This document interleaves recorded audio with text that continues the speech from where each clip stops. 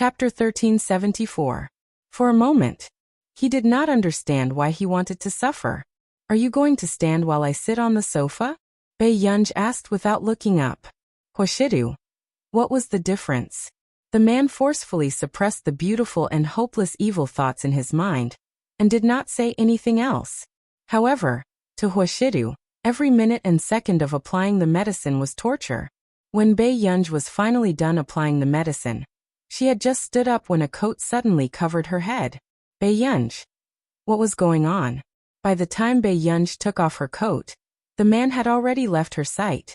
The next day, Yin University welcomed an unprecedented group of important guests. Continent K's 191st Laboratory, and the teachers and students of Continent K's University, came to visit Yin University for an academic exchange. Wang Huiying sat in the first row and watched Yin University's internal competition. When she did not see that person, she secretly calmed down. Thinking about it, how could that person be so bored as to come to school? Miss Wang has joined Continent K's University at such a young age. You can be considered the face of Continent K's University. I don't know who to congratulate. The professor sitting at the side smiled. That's right. It's Yin University's honor to invite the teachers and students of Continent K's University and the 191st Laboratory over.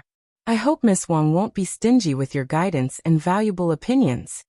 Unexpectedly, when someone said this, Wang Huiying smiled and said, Do you have any objections? For students of your school's standard, even if they are lucky enough to enter K University, I will still persuade them to withdraw. As soon as she finished speaking, Wang Huiying patted the non-existent creases on her purple leather coat. Even though her tone was smiling, her words were especially hurtful. The expressions of the professors of Yin University changed, but no one said anything for a moment. After all, Wang Huiying was an important guest invited by the school. In addition, Wang Huiying was from the 191st Laboratory. No one dared to say anything. However, when the K University students saw this scene, they immediately felt superior in their hearts. Their expressions were filled with mockery and smugness. They did not know what the principal was thinking. He actually allowed them to have an academic exchange with Yin University. How could a university that couldn't even make it into the top 10 in the world be compared to the world-renowned K University? Sun Jiaping smiled gently. Yin University's motto is to put the students first. All of our students can be said to be some of the best children in the country. Of course, we also believe that these children will make good researchers in the future. There's an old saying in country, don't bully a poor young man. Wang Huiying sneered. Professor Sun is really a philanthropist. How can one become a good researcher with no talent for scientific research, and only rely on imagination? The professors present were irritated by these words, but they could only suppress their anger in front of visitors from afar. On the other hand, Wang Guanchen, who was sitting beside Wang Huiying, did not hide the arrogance and delight on his face. It was as if he had vented his anger. Who would have thought? Suddenly, there was a burst of applause not far away. Miss Wang is right. Scientific research talent is indeed very important.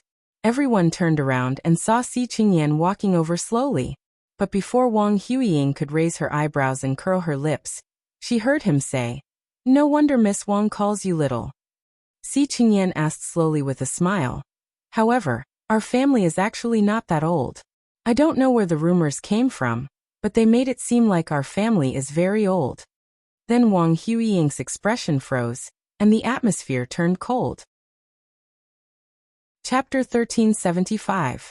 Not only Wang Huiying, but even Master K and the usually cold and arrogant experimenters from the 191st Laboratory froze strangely when they heard this familiar name. In the face of absolute dominance, all arrogance was fleeting. When the professors of Yin University saw these people's faces turn green and red, they instantly felt happy and smiled as they spoke to them. Sai, what's the big deal? He and Miss Wang are both scientific research geniuses. Their abilities are on par. The PhD student beside him silently glanced at his supervisor. This was an old con man. As expected, when Wang Huiying heard this, her face turned even paler. She looked like she was about to flip the table and fall out with him. This name was the pain of the young big shots in the industry in the past. Before the appearance of the young scientific research geniuses dominated a region, and each had their own merits. In the end, the appearance of this person shattered the pride of this group of geniuses who were proud of their top talents, including Wang Huiying. Wang Huiying squeezed out a fake smile. I don't think I've heard any news from him in the past 2 months, right? Could it be that something has happened? If it were anyone else, they might only start to spread rumors after a year or two without any news. But it was different. The higher everyone's expectations of her, the greater the pressure she had to bear. Xi Qingyan suppressed the darkness in his eyes. Actually, his heart ached for Bei Yunj. This guy was so young, but he had received so much attention from all over the world. Just as the professors did not know how to answer, Xi Qingyan said coldly, "He's old enough." Before anyone could react, he continued, "He has to spend time in a relationship." Instantly, the atmosphere was strangely silent again. So he had not been doing scientific research for the past 2 months because he had gone to date? Good Lord. To think that the outside world had already started to spread the news that he had lost his talent. There were even more ridiculous rumors that there was no such person at all. It was said that Contrier had fabricated him to fool the international scientific research community. It was to attract the attention of other high-end scientific research organizations and achieve cooperation. I really want to meet him in person when I'm free. Wang Huiying also smiled, but she looked at the people in the competition and seemed to be chatting casually. I don't want to keep spreading rumors that Contrier secretly fabricated such a powerful character to cause a commotion in the international scientific research community. Even I almost believed it. Don't you think so? In fact, it wasn't just Wang Huiying. Even the professors of Yin University had never seen this mysterious upstart in the scientific research field. They didn't understand why such a super scientific research genius was hidden at the top. However, they believed that the state would never do such a thing as a fictional character. However, although Xi Qingyan tried his best to hide it, he could not help but laugh. He realized that everyone was looking at him, so he just leaned back casually. Miss Wang, if it's really a fictional character, how can you reject Farisk? If that's the case, I might as well write it myself. Reject Farisk and send the guest presenter to the hospital. The things he did were indeed crazy beyond belief. No matter where he was, this kind of character would be unique. But I have a feeling that Miss Wang will see it. Xi Qingyan looked at Wang Huiying, his smile not reaching his eyes. Sister, don't take it to heart. Those flies from Yin University are a bunch of trash. Wang Guanchen followed behind Wang Huiying and immediately said enthusiastically, "You're a genius of 191. It's only a matter of time before you surpass him." End of chapter. Chapter 1376. Wang Huiying glanced at Wang Guanchen from bottom to top in disgust and sneered. "Alright, you don't have to worry about me. You, on the other hand, can't even compare to a freshman, and you still have the cheek to ask me for help?" Wang Guanchen's expression stiffened as he clenched his fists. He hated this cousin of his because she had always been high and mighty and had never left him any dignity. However, compared to Wang Huiying, he could not accept Bei Yunj, an ordinary person who was nothing, acting arrogantly and looking down on him. "Sister." Wang Huiying's expression improved slightly. "She's just a wild girl. We'll deal with her on Monday. This time 191 is here for Higgins and Fernan's." "Fernan's group? Isn't that in our nation?" Wang Guanchen asked. Wang Huiying said, "We are indeed here to cooperate with Higgins. However, we recently heard that Mr. Fernan's is also in Yuncheng, so we plan to meet them." "Didn't Higgins only rise in power in the past 2 years? Do they need you to meet them personally?" Wang Guanchen was suspicious. "When Higgins was glorious, you were still in school." Wang Huiying sneered. "However, although Higgins has been lonely before, based on their current momentum, it's only a matter of time before they surpass that year. We are requesting for cooperation this time because of their technology core VE." When Wang Guanchen heard this, he understood that VE was someone he could not afford to offend. However, he was even more puzzled. Since when did Yuncheng have such hidden talents? At the same time, in the hotel's penthouse suite. You're an elder, and you're arguing with a little girl? Are you crazy, or is she too capable? Even Tang Boyang did not expect his father to be so protective of Bai Yunj. He gritted his teeth. Father, don't you think that Bai Yunj is not worthy of entering our Fernan's family? What does it have to do with you whether Shida likes her? What's so good about our family? Isn't it just a little more money? Besides, Shida doesn't even want to enter the Fernan's family. The old man's face darkened as he pointed at Tang Boyang with his walking stick. Roland, if you want to find trouble with that girl, I'll pretend that I don't have a son like you. Dad. How can you for an outsider? Enough. That girl is much better than you were when you were young. Old Master said unhappily. You and Shidu have never watched television with me, nor have you read the newspaper to me in the morning. Roland did not expect that Bai Yunj would be able to bribe the old man with such a small favor. In fact, when they were in Neely, Bai Yunj was not idle either. It was just that he saw the old man waiting quietly by himself every time. It was too lonely. That was why she had come up with ways to annoy him and make him angry. On one hand, the old master despised her, but on the other hand he hoped that she would stay for a few more days. If I could choose, I would prefer her to be my daughter or granddaughter. I won't give you a single cent of my family's property. I'll give it all to her. Fernan's did not hide his love for Bai Yunj. After Fernan's left, Tang Boyang took a deep breath and immediately called Qi Wuxia with a gloomy face. Qi Wuxia, what do you want to do with Bai Yunj? If this continued, he would not be able to compare to this wild girl in the Fernan's family's status. Qi Wuxia sneered and his tone was not good. Tang Boyang, are you really useless or are you good at acting? He gritted his teeth and asked, why didn't you tell me that Bai Yunj has someone protecting her? Chapter 1377. The two people he had sent to follow her had lost all contact a few days ago. Qi Wuxia knew very well what this meant. This meant that his men had been captured by the police or army of Country A. But Tang Boyang, this useless person, did not tell him anything in advance. He couldn't even figure out the background of a little girl. Tang Boyang did not expect Qi Wuxia's men to be captured. Roland, I'll give you another chance. Find out who's around Bai Yunj. With that, Qi Wuxia hung up. Meanwhile, Tang Boyang's mind was in a mess as he held the phone in a daze. There was actually someone by Bai Yunj's side that Qi Wuxia was afraid of. Monday. Wang Huiying and the rest's faces darkened because they could not make an appointment with Higgins and Fernan's. However, at the same time, Wang Guanchen, who was desperately trying to find trouble with Bai Yunj, could not find her either. In the laboratory. Why are you here today?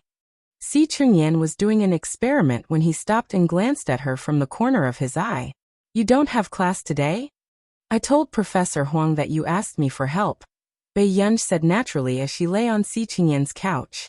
Si Chengyan paused. Was this something a human would do?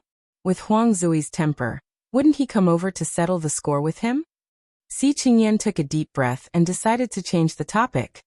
Do you know that someone from Continent K is here? I heard that even the people from Laboratory 191 are here. Bai Yunj stopped flipping through the electronic documents. 191. Si Chengyan thought that Bai Yunj did not know about Laboratory 191 and explained. It's the #1 laboratory in Continent K. Didn't you know about it when you went to K University? Bai Yunj nodded vaguely. Recently, the people from Laboratory 191 had been chasing her closely, especially the head of the Shi family and Oz.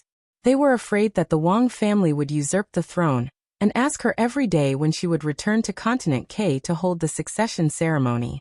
At the thought of this, Bai Yunj's eyelids twitched. She decided to avoid the people from Laboratory 191. However, no matter how hard Bai Yunj tried to avoid it, trouble would still come knocking on her door. Noon. Bai Yunj had just eaten with Song Yao in the canteen when a few people suddenly sat beside them. Wang Guanchen placed the plate on the table, crossed his legs and sat beside Bai Yunj, eating in big mouthfuls. Bai Yunj, who have you been hiding from recently? Listen to Yan. Opposite him, Song Yao stopped her chopsticks and looked at Wang Guanchen with a strange gaze. This was the first time she had met someone who dared to provoke Bai Yunj. As expected, She turned around and saw Bei Yunj exchanging glances with her. Bei Yunj said slowly, "Let's talk after dinner." This sentence was obviously directed at Song Yao. Wang Guanchen thought that Bei Yunj was afraid of him and was tactfully giving in to him. "Sure, but classmate Pei, remember what you said. Don't hide from me."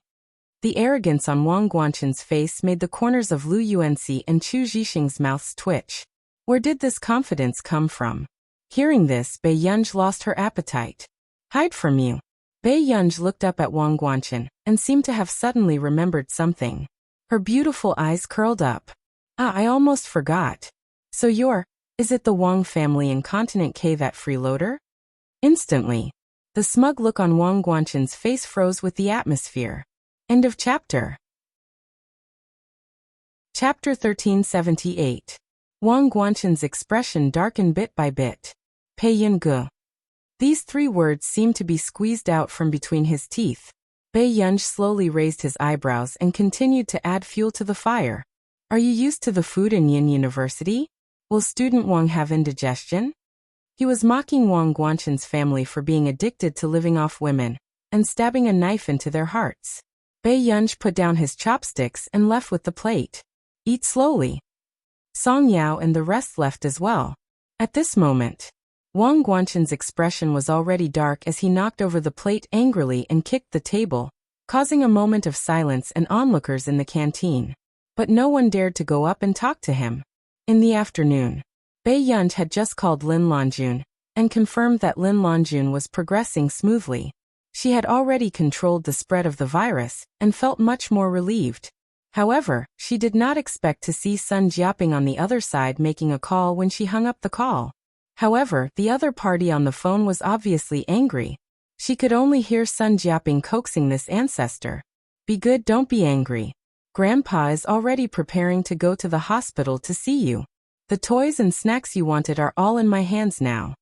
Bei Yunj looked up and saw Sun Jiaping holding a pile of things in his hands. He could only use his neck and shoulder to hold the phone, but some snacks still fell to the ground. "I don't care.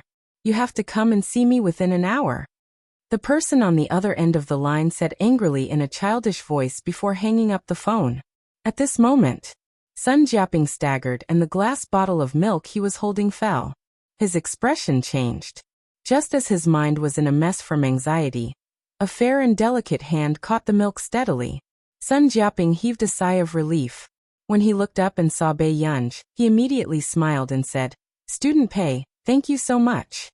Why is Professor Sun carrying so many things?" Bei Yunj picked up the toys from the ground. "It's all because of that little ancestor. She wants these things no matter what. I have to send them to the hospital quickly," Sun Jiaping said helplessly. Bei Yunj was silent for a moment. "I'll go with you." "How can you do that?" Sun Jiaping frowned and rejected. "But you can't carry so many things." Bei Yunj glanced at her watch and raised her eyebrows slightly. "I'm free until 5 o'clock in the afternoon. Didn't you say that you wanted me to meet her?" Sun Jiaping agreed and talked to Bei Yunj about Jingjing along the way. Bei Yunj didn't show any signs of impatience, but occasionally chimed in. When they entered the hospital, before they even pushed open the door to the ward, they could already hear the voices inside. "Stupid. How are you going to teach me if you don't even know this?" She sounded like a delicate and willful little girl. Bei Yunj's eyelids twitched, and she followed Sun Jiaping inside. "Jingjing, you can't do this to Brother Huang Qian."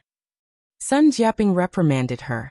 Jingjing pursed her lips, and her eyes were full of pride. "I didn't say anything wrong. I don't need him to teach me these things. I just asked him a question and he couldn't answer it. If he's not an idiot, then what is he?" The little girl was indeed very smart, probably because of her father's excellent genes. Huang Qian, who was next to her, was extremely embarrassed. He exchanged glances with Bei Yunj and recognized Bei Yunj. "Hello, Junior." Bei Yunj nodded as a greeting. Under Sun Jiaping's hospitality, she just sat by the side and played computer games. When Jingjing saw that Bei Yunj didn't even look at her, she was inexplicably angry. P.S. 3 more chapters. Chapter 1379. Jingjing sulked and played with the Rubik's Cube. When Sun Jiaping went out to get the medicine, Huang Qian also went out to avoid him. Thus he could only let Bei Yunj stay. Jing is smarter than her father. It's my fault for not teaching her well. She has no manners at all, Sun Jiaping said apologetically. Huang Qian shook his head awkwardly. Sister Jing is smart. I really don't have anything to teach her. Sun Jiaping was also worried. It's good to be smart. No one can control her.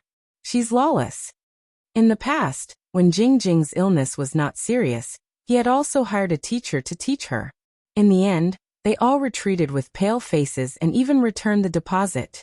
When Huang Qian heard this, he remembered that Bei Yunj was looking after Jing. He began to worry nervously. Would Junior Pei be tormented by this little princess who deliberately made things difficult for her? At the same time, the ward was completely silent. Jing could not take it anymore, and started to lose her temper. You're all idiots. Bei Yunja's eyelids twitched. She just glanced at her indifferently and continued with her work. Jing was speechless. For the first time, she realized that her aggression was so weak. Jing said, "Only idiots play computer games every day." The aggressiveness of this sentence was even more obvious. Indeed, it attracted Bei Yunja's attention. However, when Bei Yunja's eyes really landed on her, the little girl knew that she was afraid. It was as if someone who did not like to bother with the little rascal was provoked one day. When Jing saw Bei Yunj walk over, she slowly picked up the test paper on the table. What? I don't want you to teach me how to do my homework. I can do it.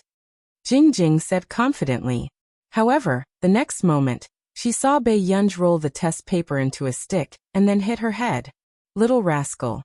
Don't you have any manners? After being taught a lesson, Jing immediately exploded. What are you doing? Bei Yunj said lazily. I'm trying to see if I can make you smarter. When the little girl heard this, she was furious and kept silent for a long time. Then she asked incredulously, Are you saying that I'm stupid? Obviously, this was the first time the little girl had suffered such a great humiliation. After Jing came to her senses, she chuckled. The knowledge of these questions, you all learned it when you went to college. I am only a junior high school student now. Upon hearing this, Bei Yunja's beautiful eyes twinkled as she stared straight at her. After a while, he poked her forehead with his index finger. You're that good. It was the first time that Jing had seen someone who was more beautiful than on TV. Not to mention Bei Yunja's pair of seductive foxy eyes. Almost no one could look at her with a smile for more than 10 seconds. In an instant his face turned red. You, Jing pursed her light pink lips, and her small hand could not help but grab the small quilt. She said in a fierce voice, Grandpa said that my illness will be cured, and I will become a very powerful researcher. She looked up at Bei Yunj and said, Everyone will treat me well and protect me. I'm a genius that everyone is fighting for. In the past 2 days, there were indeed people who understood the situation. They called and prepared to transfer Jing to the military hospital. Really? Why do geniuses need to be protected? Bei Yunja's words made Jing pause for a moment. She was speechless for a moment. Because, child, if someone protects you at all costs, it is not because you are very powerful, but because you carry the hopes of many people. Bei Yunj smiled and pinched her cheek as a punishment. Chapter 1380. Jing was also inexplicably afraid of this strange person. The person in front of her was different from Sun Jiaping's former students. She was not easy to deal with and was not easy to understand. No, as a researcher, you will be respected by many people and have a lot of money to spend. Brother Tang Cheng went to Country R and has endless money to spend. Jing's eyes were full of desire. As long as I grow up, I can support Grandpa. Grandpa won't have to be talked about by those students behind his back. Professor Sun won't go to Country R. Bei Yunj began to peel the apple slowly. Why? Jing stared at Bei Yunj with resentment in her eyes. Professor Sun's father was detained abroad for 10 years. In the end, he sneaked back to China.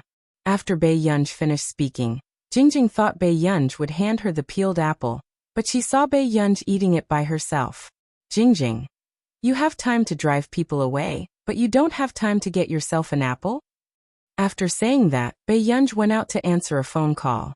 She didn't do anything, but she had the hot-tempered little girl under control. Bad woman. Jingjing was very angry. She seemed to have suddenly thought of an idea, and her eyes were shining.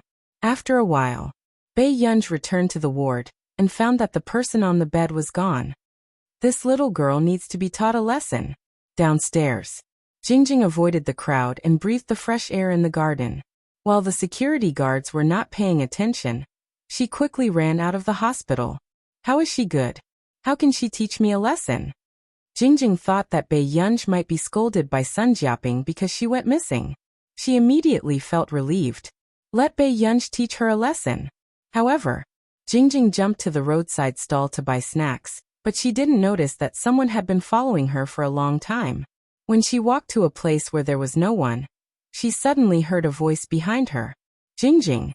Hearing this familiar voice, Jingjing suddenly turned pale and dropped the chocolate ice cream she secretly bought. It seems that Sun Jiaping, that old fart, has raised you well. A ruffian youth with two burly strangers beside him. But I'm still your cousin. How about you go back and have a chat with your cousin? Go away. Jingjing took a step back. Her eyes were red. If it weren't for Sun Jiaping, Jingjing would have been sold by this rogue cousin who only knew how to drink and gamble. How long can that old fart take care of you? Xiangjing, don't forget your surname just because your parents are dead. You don't know what's good for you. See how I'll deal with you. The young man's face darkened, and he stepped forward to grab Xiangjing. You really don't know what you are, do you? The young man had just pushed Xiangjing to the ground and grabbed her collar, wanting to teach her a lesson. Suddenly, a voice sounded around them. Yo, it's quite lively here. Xiangjing's eyes were filled with fear and tears. When she heard the voice, she turned her head hopefully, but she didn't expect it to be Bei Yunj. Who are you? I'm warning you, don't meddle in other people's business. The young man was on guard and grabbed Xiangjing's collar. He wasn't so stupid that he couldn't be saved. He could see that the sloppy person in front of him was more or less dangerous. I'm looking after this child.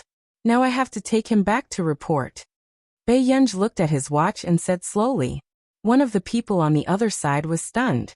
He said greedily, Brother Xiang, the watch in that woman's hand seems to be worth tens of millions. Chapter 1381. Really? The young man did not expect that his little cousin would know such a rich person. He immediately stared at Bei Yunj enviously. Really? I saw the news last time. Even if you want to fake this watch, you can't do it. The young man was instantly tempted, but he also began to make an abacus without batting an eyelid. You can have my sister if you want. As long as you give me that watch, I won't disturb her in the future. What was a watch? This woman was so rich. If he kidnapped her, wouldn't he be able to get a few 100 million yuan? When the time came, he would take the money and hide abroad. Who would be able to catch him? Okay. Bei Yunj agreed very easily, but Xiangjing stared at Bei Yunj with red eyes. Turn around now, take off the watch, raise your hands and kneel down.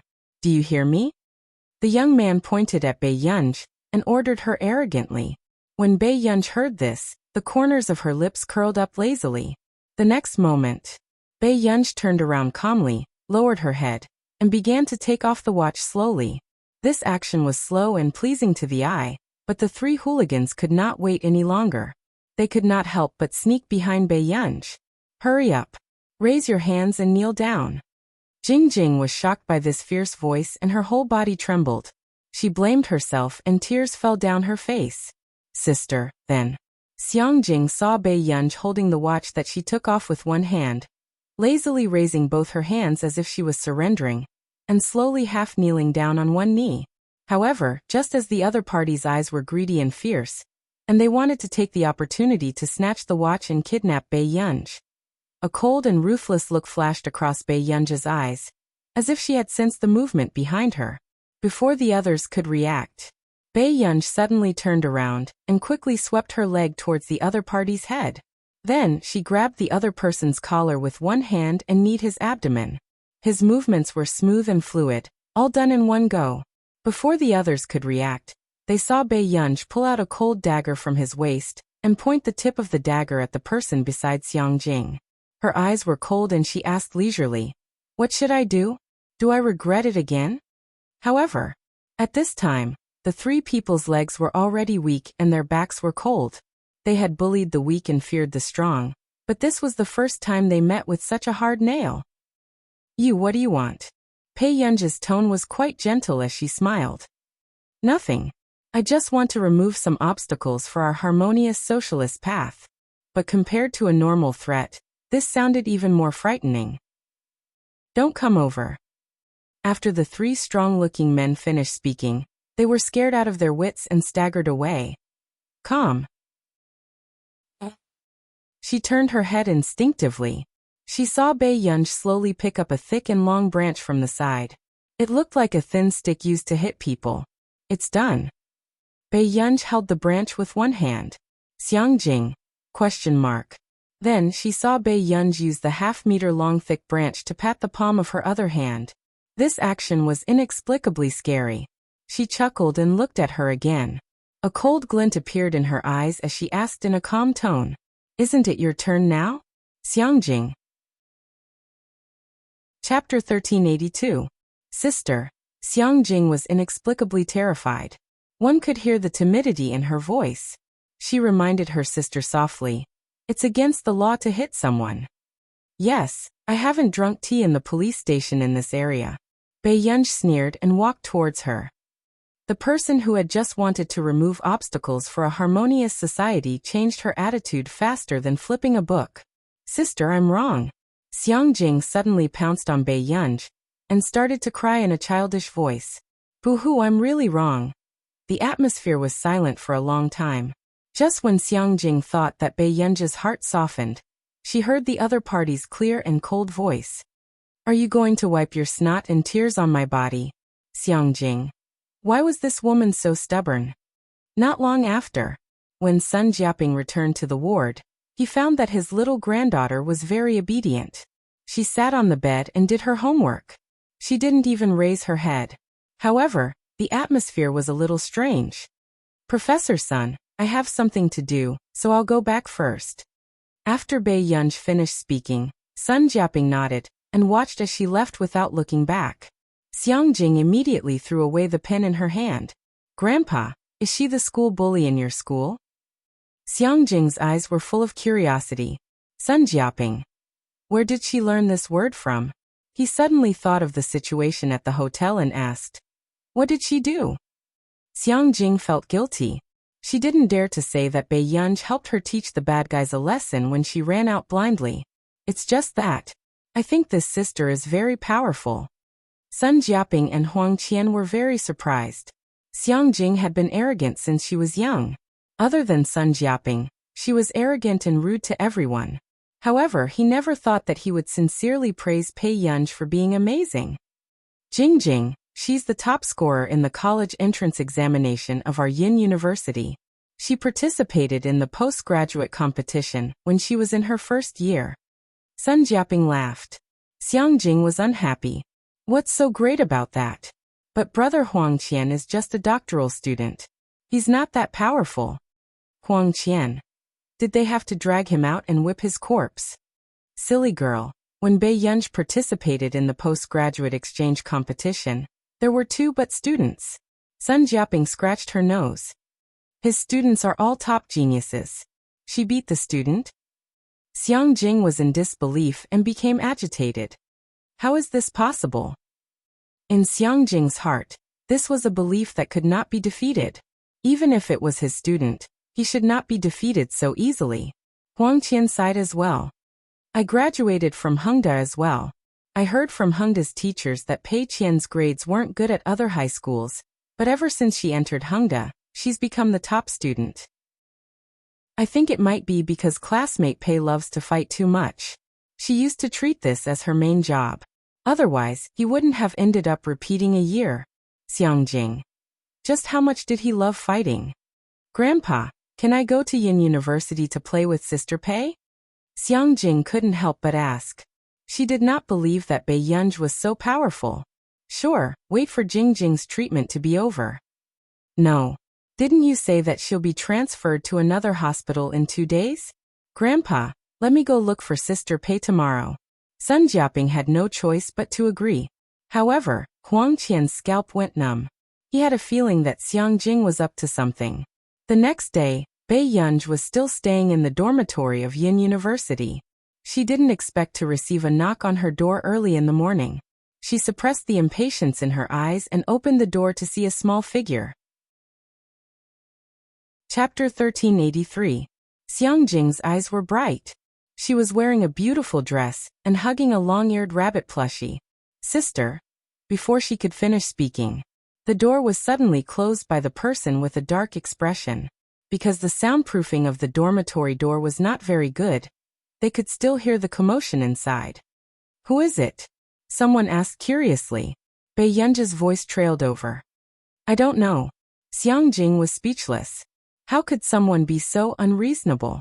Fortunately, not long after, a beautiful and gentle-looking sister from Xiang Jing opened the door. Are you here to look for someone? Song Yao's lips were curved. She was wearing a light-colored sweater, and her eyes made one feel comfortable. It was a pity that there was an emotionless woman beside her. Why did you let her in? Bei Yunj's tone was still a little unhappy, but her slanted eyes looked excessively beautiful. Song Yao handed snacks to Xiang Jing. She just woke up and is like this. Xiang Jing really did not understand why such a good-tempered sister would be related to Bei Yunj. Thank you, sister. Are you Song Yao? I've seen your drama. Yes. Song Yao replied with a smile, the dimples on her cheeks faintly visible. Bei Yunj turned around and saw Song Yao giving all the snacks she had bought for her to Xiang Jing. Song Yao asked with a smile, Are you here to look for Yunj? Xiang Jing nodded. Grandpa said that there's an exchange competition in school recently. There seem to be many people from Continent K. Will Sister Pei participate? Xiang Jing really wanted to see if Bei Yunj was as capable as Grandpa said. Song Yao said, I don't think so. Don't tell me you're scared? After Xiang Jing muttered, Bei Yunj had already glanced at her coldly. Xiang Jing immediately shrank towards Song Yao. Bei Yunj snorted. You still know how to hide? Hearing this, Song Yao, who was scaring the child again, was speechless. Then why aren't you participating in the competition? Grandpa said that you're very good. Those people from Continent K must want to compete with you. Xiang Jing had guessed correctly. These few days, people from Continent K had been looking for her everywhere. Wang Guanchen wanted to find Bei Yunj and take revenge on Bei Yunj. There were also people sent by Patriarchshire to search for Bei Yunj's whereabouts. They wanted to bring her back to Continent K to hold the succession ceremony. Am I very free? After Bei Yunj finished speaking, Xiang Jing also felt that Bei Yunj made a lot of sense. Until the afternoon, she was brought to a movie and dinner by Song Yao and Bei Yunj. Xiang Jing felt as if a fishbone was stuck in his throat. He looked at Bei Yunj with condemnation in his eyes. Don't you have nothing better to do? But not long after, the class president of Bei Yunj called and said that the school was organizing a group of students to watch the competition and learn from each other. They had to go back, but Xiang Jing was very happy. However, in the Yin University competition venue, the atmosphere was a bit tense. The students from Continent K all had arrogant and mocking expressions on their faces. How many competitions have there been? Yin University hasn't even won a single competition. What's the point? That's right. A few days ago, I even heard Sun Jiaping from the physics department and Si Qingyan from the computing department mocking our Professor Wang. This made me think that they were very capable. I didn't expect them to be a bunch of boastful paper tigers. The students of K University deliberately raised their voices to mock them, so that many people could hear them clearly. The students of Yin University had always been the top students that others called top students. They had never been mocked like this before. Sun Jiaping doesn't have much ability to begin with. He's just an old good-for-nothing. Wang Guanchen's voice suddenly sounded, and these words were heard by Xiang Jing and Song Yao, who had just entered. Xiang Jing was furious and rushed forward. You're the good-for-nothing. Trash. Where did you get the cheek to talk about my grandfather? Wang Guanchen's expression was extremely ugly when he was suddenly scolded by a little girl. But soon, Song Yao appeared in front of him. Student Wang should know that you scolded a professor for no reason. If the situation is serious, you will be punished. Wang Guanchen found it ridiculous. Punishment? Did I say something wrong? Hearing this, Xiang Jing almost pounced on Wang Guanchen and bit a piece of meat, but Song Yao grabbed her tightly. If Student Wang really doesn't like Yin University, why are you still here? Hearing this, Wang Guanchen's expression darkened. Song Yao, you're really no different from Bei Yunj. Do you think Bei Yunj can protect you? Let me tell you, she will be completely finished this time. So will you? After Wang Guanchen laughed coldly, he said to Mr. K, ignore that old man. It's more important for you to win the competition. Guanchen, I thought you had a good relationship with the people from Yin University. I didn't expect you to be on our side. K University's student teased. My sister is your professor. Who can compare to my sister? Wang Guanchen raised his chin and went to K University's resting area. I know my grandfather is hated by many people. Xiang Jing lowered her head and bit her lip. But it's all because of me. If it wasn't for her treatment, Sun Jiaping wouldn't be thinking about how to earn money every day. Jingjing, that's why you have to grow up well. Song Yao rubbed her head again and smirked. Don't worry, Yin University will win the next competition. Jingjing looked up at Song Yao, and then at the competition stage. This time it was the computing department. Jingjing's eyes widened when she saw someone. Jianxi. Jianxi was a famous genius in the computing department. Not only Jingjing, but everyone else was also excited when they saw Jianxi. When Jianxi was in Yin University, she could be said to be the tyrant of the computing department. When did Senior Jian come back? Everyone was overjoyed. Even Cheng Zihuai, who was participating behind Jianxi, was completely overshadowed. It's good that she's back. I want to see if the students from K University are so capable. It's true if they can win against our Senior Jian. Wang Huiying noticed the cheers and glanced at Jianxi with a frown. Who is that person? The people from Yin University seem to like her a lot. Wang Guanchen paused. Why is she back? It was only when Wang Huiying looked at him that he immediately said, it's Jianxi. She's a famous genius of Yin University.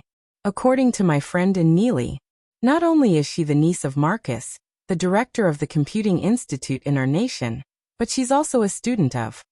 Even the others sucked in a breath of cold air when they heard about this background. Marcus's niece a student of? Was this someone who had won at the starting line since she was born? Wang Huiying's eyes darkened as well, as if she was facing a formidable enemy. Ing Na Hixian, go and test her standards. Yes. The students who were sent did not dare to slack off. However, under the anxious atmosphere, no one expected Jianxi to win so easily. Seeing this scene, someone felt a chill run down the back of their heads. She's still a student of the little devil taught by the big devil. The pressure she gave off when she crashed the competition was the same. Oh, the students of K University are so weak? Professor C even called me back. Isn't it interesting? Jianxi was not someone who would forgive others, especially after being instigated by Si Chunyan, who said that the people of K University were finding trouble with her teacher every day. Chapter 1384. Jianxi patted her skirt. Hurry up, don't waste time. I still have homework from the teacher. The computer science students really wanted to brag about their senior Jianxi. After not seeing her for a year, Jianxi was still the god of the computer science department. Meanwhile, the people from K University looked embarrassed. Wang Huiying took a deep breath and did not want to argue with Wang Huiying directly. Don't be nervous. It's okay if you can't win. There's still a physics competition. The other students were indignant, but they could only nod. However, they still lost badly in the next 2 rounds. The final score between K University and Yin University, 0-7. The students of Yin University cheered and jumped for joy. Even the professors were beaming with joy, and their faces were rosy. Si Qingyan sighed. It seems like she's really good. Jianxi's improvement was godly. Professor C, what are you talking about? Si Qingyan said. Nothing. On the competition stage, The students of K University were suffering like never before. When did Yin University have such a terrifying student? After the competition ended, Wang Huiying asked the students to prepare for the next competition. To prevent such a situation from happening again, she even stuffed 2 young members of the 191st laboratory with unfamiliar faces. However, she did not expect Jianxi to compete in the next physics competition. Wang Huiying slapped the armrest of the chair and gritted her teeth. Why is it her again? It's okay. Jianxi studies computing. It's useless for her to compete in the physics competition. The K University teacher comforted her. However, half an hour after the start of the competition, it proved that his idea was wrong. Even the physics students of K University and the 2 young members of the 191st laboratory were not enough in Jianxi's hands. So far, K University had only obtained 1 point. What should we do? If this continues, we'll definitely lose again. The K University teacher panicked. Wang Huiying's face darkened, and Wang Guanchen was in disbelief. Sister, what should we do? We can't let them continue to win. Shut up. Wang Huiying scolded impatiently and took a deep breath. Get Meng Xingyan over. Her eyes were cold. Soon, Meng Xingyan arrived on stage. Wang Huiying chatted with him briefly and asked him to go back to the competition. However, no one noticed that one of the students who had spoken to Meng Xingyan had quietly gone backstage. At this very moment, there were only 2 people in the backstage control room. One was a student from Yin University, and the other was a student from K University. After receiving the message, K University student's eyes flashed, and he left when no one was paying attention. Are you sure you want this answer? The K University students were having a private conversation in the corridor. It's just a competition. We can afford to lose. Jianxi is back. Until now, our K University hasn't gotten a single point. If this goes on, won't K University become a joke? That person suppressed his voice, but he gritted his teeth as he listened. All right. K University student sent him the questions he had secretly taken. However, no one noticed that there was a small figure following them. Soon, the second match began. However, the situation had changed. K University student could always blurt out the answer accurately before Jianxi could answer. The 2 teams were now neck and neck. The corners of Wang Huiying's lips slowly curled up as she pondered over how to pass the last question she had set to her student. She held the answer and steps of the question in her hands. Just as she was about to go over, a small figure appeared out of nowhere. Wang Huiying frowned in pain, but she quickly realized that Xiang Jing was picking up the note on the ground. Her gaze was cold as she stepped on Xiang Jing's hand with her high heels. What are you doing? Chapter 1385. Xiang Jing's face was pale from the pain, and she could only look up at her stubbornly. You cheated. You're cheating. I saw it. Wang Huiying's gaze turned even colder, but she exerted more strength under her feet. She asked with a smile, What nonsense are you talking about? Professor Wang. Song Yao's voice sounded, and her usually gentle eyes lost their warmth. She looked at Wang Huiying, who was stepping on Xiang Jing's hand expressionlessly. Xiang Jing suddenly screamed. Her face was pale, but she insisted on not letting go of the note. Song Yao pursed her lips. Professor Wang, I'm sorry. With that said, Song Yao suddenly pushed Wang Huiying. Wang Huiying's expression changed. If it wasn't for the person supporting her from behind, she would have fallen to the ground. Song Yao, what are you doing? Wang Guanchen's face was dark and ruthless as he stared at her with his hawk-like sharp eyes. The note. Before Xiang Jing could be happy, someone appeared behind her and suddenly took her away. What are you all arguing about? The dean of K University tore the note into pieces and reprimanded with a cold expression. Are the students of Yin University so unreasonable? It's you. You're cheating. Xiang Jing could no longer suppress the grievance and anger in her heart. Tears fell as she pointed at them. Shameless. You beat us by cheating. Song Yao wanted to take Xiang Jing to the infirmary, but Xiang Jing refused to listen. Sister, they're cheating. This group of people are cheating. Zhou Guanchen suddenly mocked. Oh, I was wondering who it was. Isn't this Professor Sun Jiaping's granddaughter? Hearing this, Wang Huiying only glanced at Xiang Jing and walked in front of Song Yao. She stared at her and said calmly, Song Yao, right? I want to see if you can continue to stay here. With that said, Wang Huiying turned around and left. However, Wang Guanchen laughed coldly and actually walked in front of Song Yao. He raised his hand and suddenly slapped Song Yao. At this moment, even the Yin University students beside Wang Guanchen froze. This was Song Yao. Was it all right for Wang Guanchen to provoke Bei Yunj like this? B***TCH, how dare you hit my sister? After saying this, Xiang Jing couldn't help but get angry. She suddenly grabbed Wang Guanchen's hand and bit it hard. Wang Guanchen didn't hesitate. His face turned ferocious and he wanted to slap Xiang Jing too. However, Chu Zhixing and Lu Yuanxi, who had just arrived, immediately stopped him. What the hell? Are you hitting a child here? Lu Yuanxi's eyes were cold. When his eyes met the slap on Song Yao's face, he froze. Sister Yao, your face. After all, it was the strength of an adult man. Song Yao could not stop him at all. Everything happened too suddenly. After Song Yao regained her senses, she could only ask, can you send Xiang Jing to the infirmary? F***ck, he even hit a girl? Lu Yuanxi was furious. But in the next moment, a voice sounded not far away. What are you guys doing? I asked you to buy something for me. Are you avoiding me? Bei Yunj chewed her gum and looked at Lu Yuanxi and Chu Zhixing, who were standing out in the crowd, with a faint smile. Lu Yuanxi couldn't suppress his anger and asked with a fake smile. Bei Yunj, your Tian has been bullied and you're still asking me for food? However, the meaning of this sentence in the ears of the couple fans was, your wife has been bullied and you still have the cheek to eat? Just as expected. The casual smile on Bei Yunj's face disappeared, and her eyes seemed to be covered with a layer of coldness as she walked quickly in front of them. When Bei Yunj saw the red mark on Song Yao's face, the anger in his eyes could not be suppressed and he suddenly asked with a smile, who the F***ck hit you? Chapter 1386. It was almost everyone's first time hearing Bei Yunj scold her like this, and they were quite angry. Bei Yunj turned around and glanced at everyone. Her faint smile made people's scalps turn numb. What do you mean?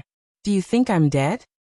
Yunj. Song Yao grabbed Bei Yunj's hand, but struggled free silently. Bei Yunj walked in front of Wang Guanchen. Is that you? Wang Guanchen was still reckless and arrogant. What's wrong? She was disrespectful to my sister just now. Before he could finish speaking, Bei Yunj suddenly raised her leg and kicked him in the chest. Wang Guanchen was like a broken kite as he flew back 1 to 2 meters. Then his face turned pale and his expression was ferocious as he clutched his chest in pain. It was obvious that he did not expect Bei Yunj to be so daring. Student Wang? I think I'm starting to like you a little. Bei Yunj looked down carelessly and snorted. She walked over and squatted down, patting his face lightly. I like you so much that I'm starting to think about which cemetery in Yincheng you should lie in. There was a unique friendliness in her clear voice, but it made people's hair stand on end. Someone come quickly. Wang Guanchen was so scared that his body turned cold. However, before he could call for help, Bei Yunj suddenly stood up and stepped on his forearm mercilessly. The sound of bones breaking was crisp, and Wang Guanchen's scream made people's backs turn cold. However, Bei Yunj only used the soles of her feet to slowly crush him. She smiled slowly and asked, Classmate Wang, can we talk some sense into each other? This scene was traumatizing to the onlookers. Was there someone who broke someone's hand while asking if they could be reasonable? At this moment, even Xiang Jing could not help but look at her injured hand. Then at Wang Guanchen, who was not far away. Her scalp turned numb. She suddenly realized how arrogant she had been in front of Bei Yunj in the past, testing the edge of danger. Won't sister be expelled? Chu Zhixing and Lu Yuanxi stopped Song Yao, and did not let her see this bloody scene. Chu Zhixing nodded. If you drop out of school, you'll be forced to inherit billions of assets. Xiang Jing. At first, Wang Guanchen was in so much pain that he couldn't react. Only when he felt that his bones were about to be crushed did he suddenly nod his head. Bei Yunj tilted her head and smiled lazily. She continued, Actually, I usually break one of Miss Song's hands if someone touches her face. Tell me, How should I greet you? Wang Guanchen was in so much pain that his whole body was trembling. His eyes were full of fear, and he could not make a sound from his throat. Bei Yunji's lips curved into a smile, as if she was trying to negotiate with him. Crippled one hand. That's not enough, right? When the surrounding people saw this scene, no one dared to intervene. Everyone knew that they could touch anyone in Yin University, but not Song Yao.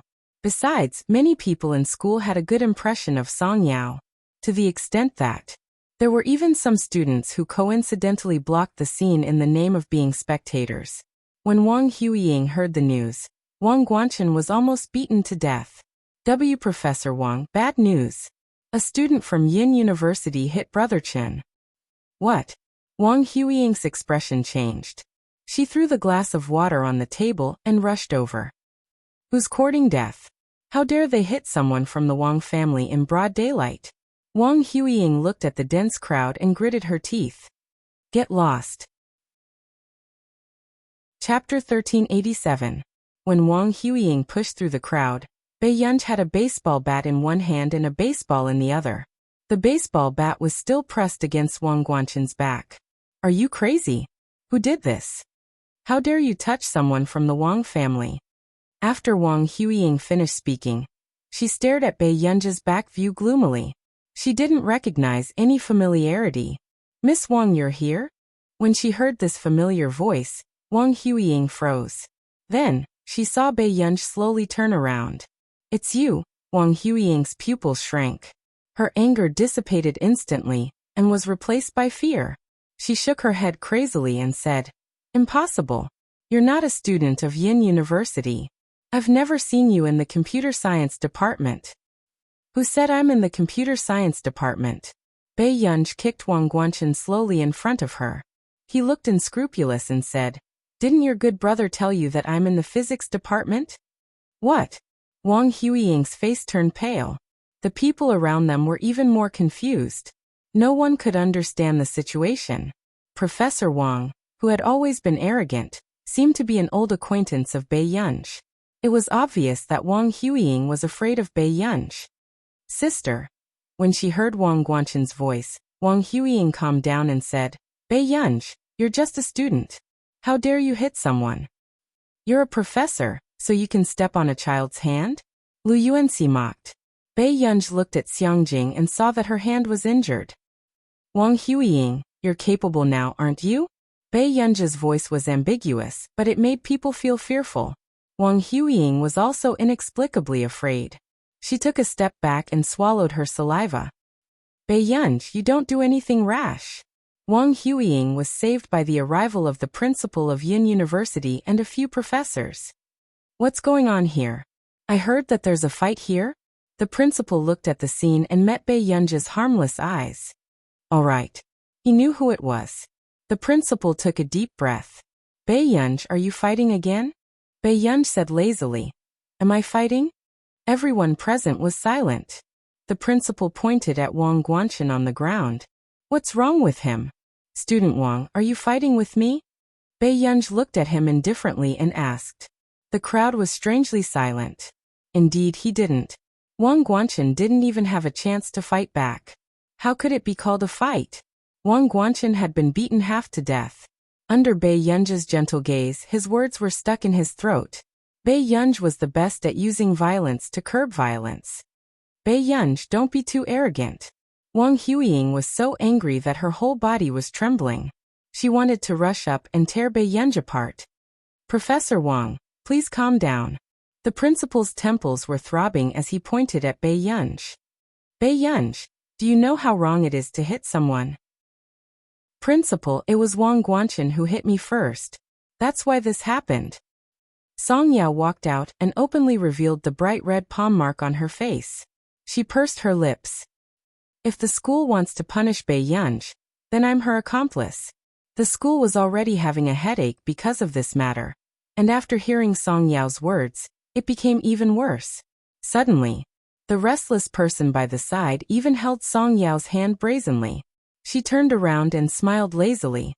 It's so touching, Tian Tian. Song Yao was speechless. Chapter 1388. The atmosphere changed inexplicably. The students at the back all had excited expressions on their faces that said, "I can King get it." The principal's expression darkened. "What are you doing?" Song Yao wanted to break free, but she could not break free from Bei Yunji's hand. This person was an expert at acting shamelessly. "Bei Yunji, come back to the principal's office with me now." With that said, the principal turned around and got someone to help Wang Guanchen up.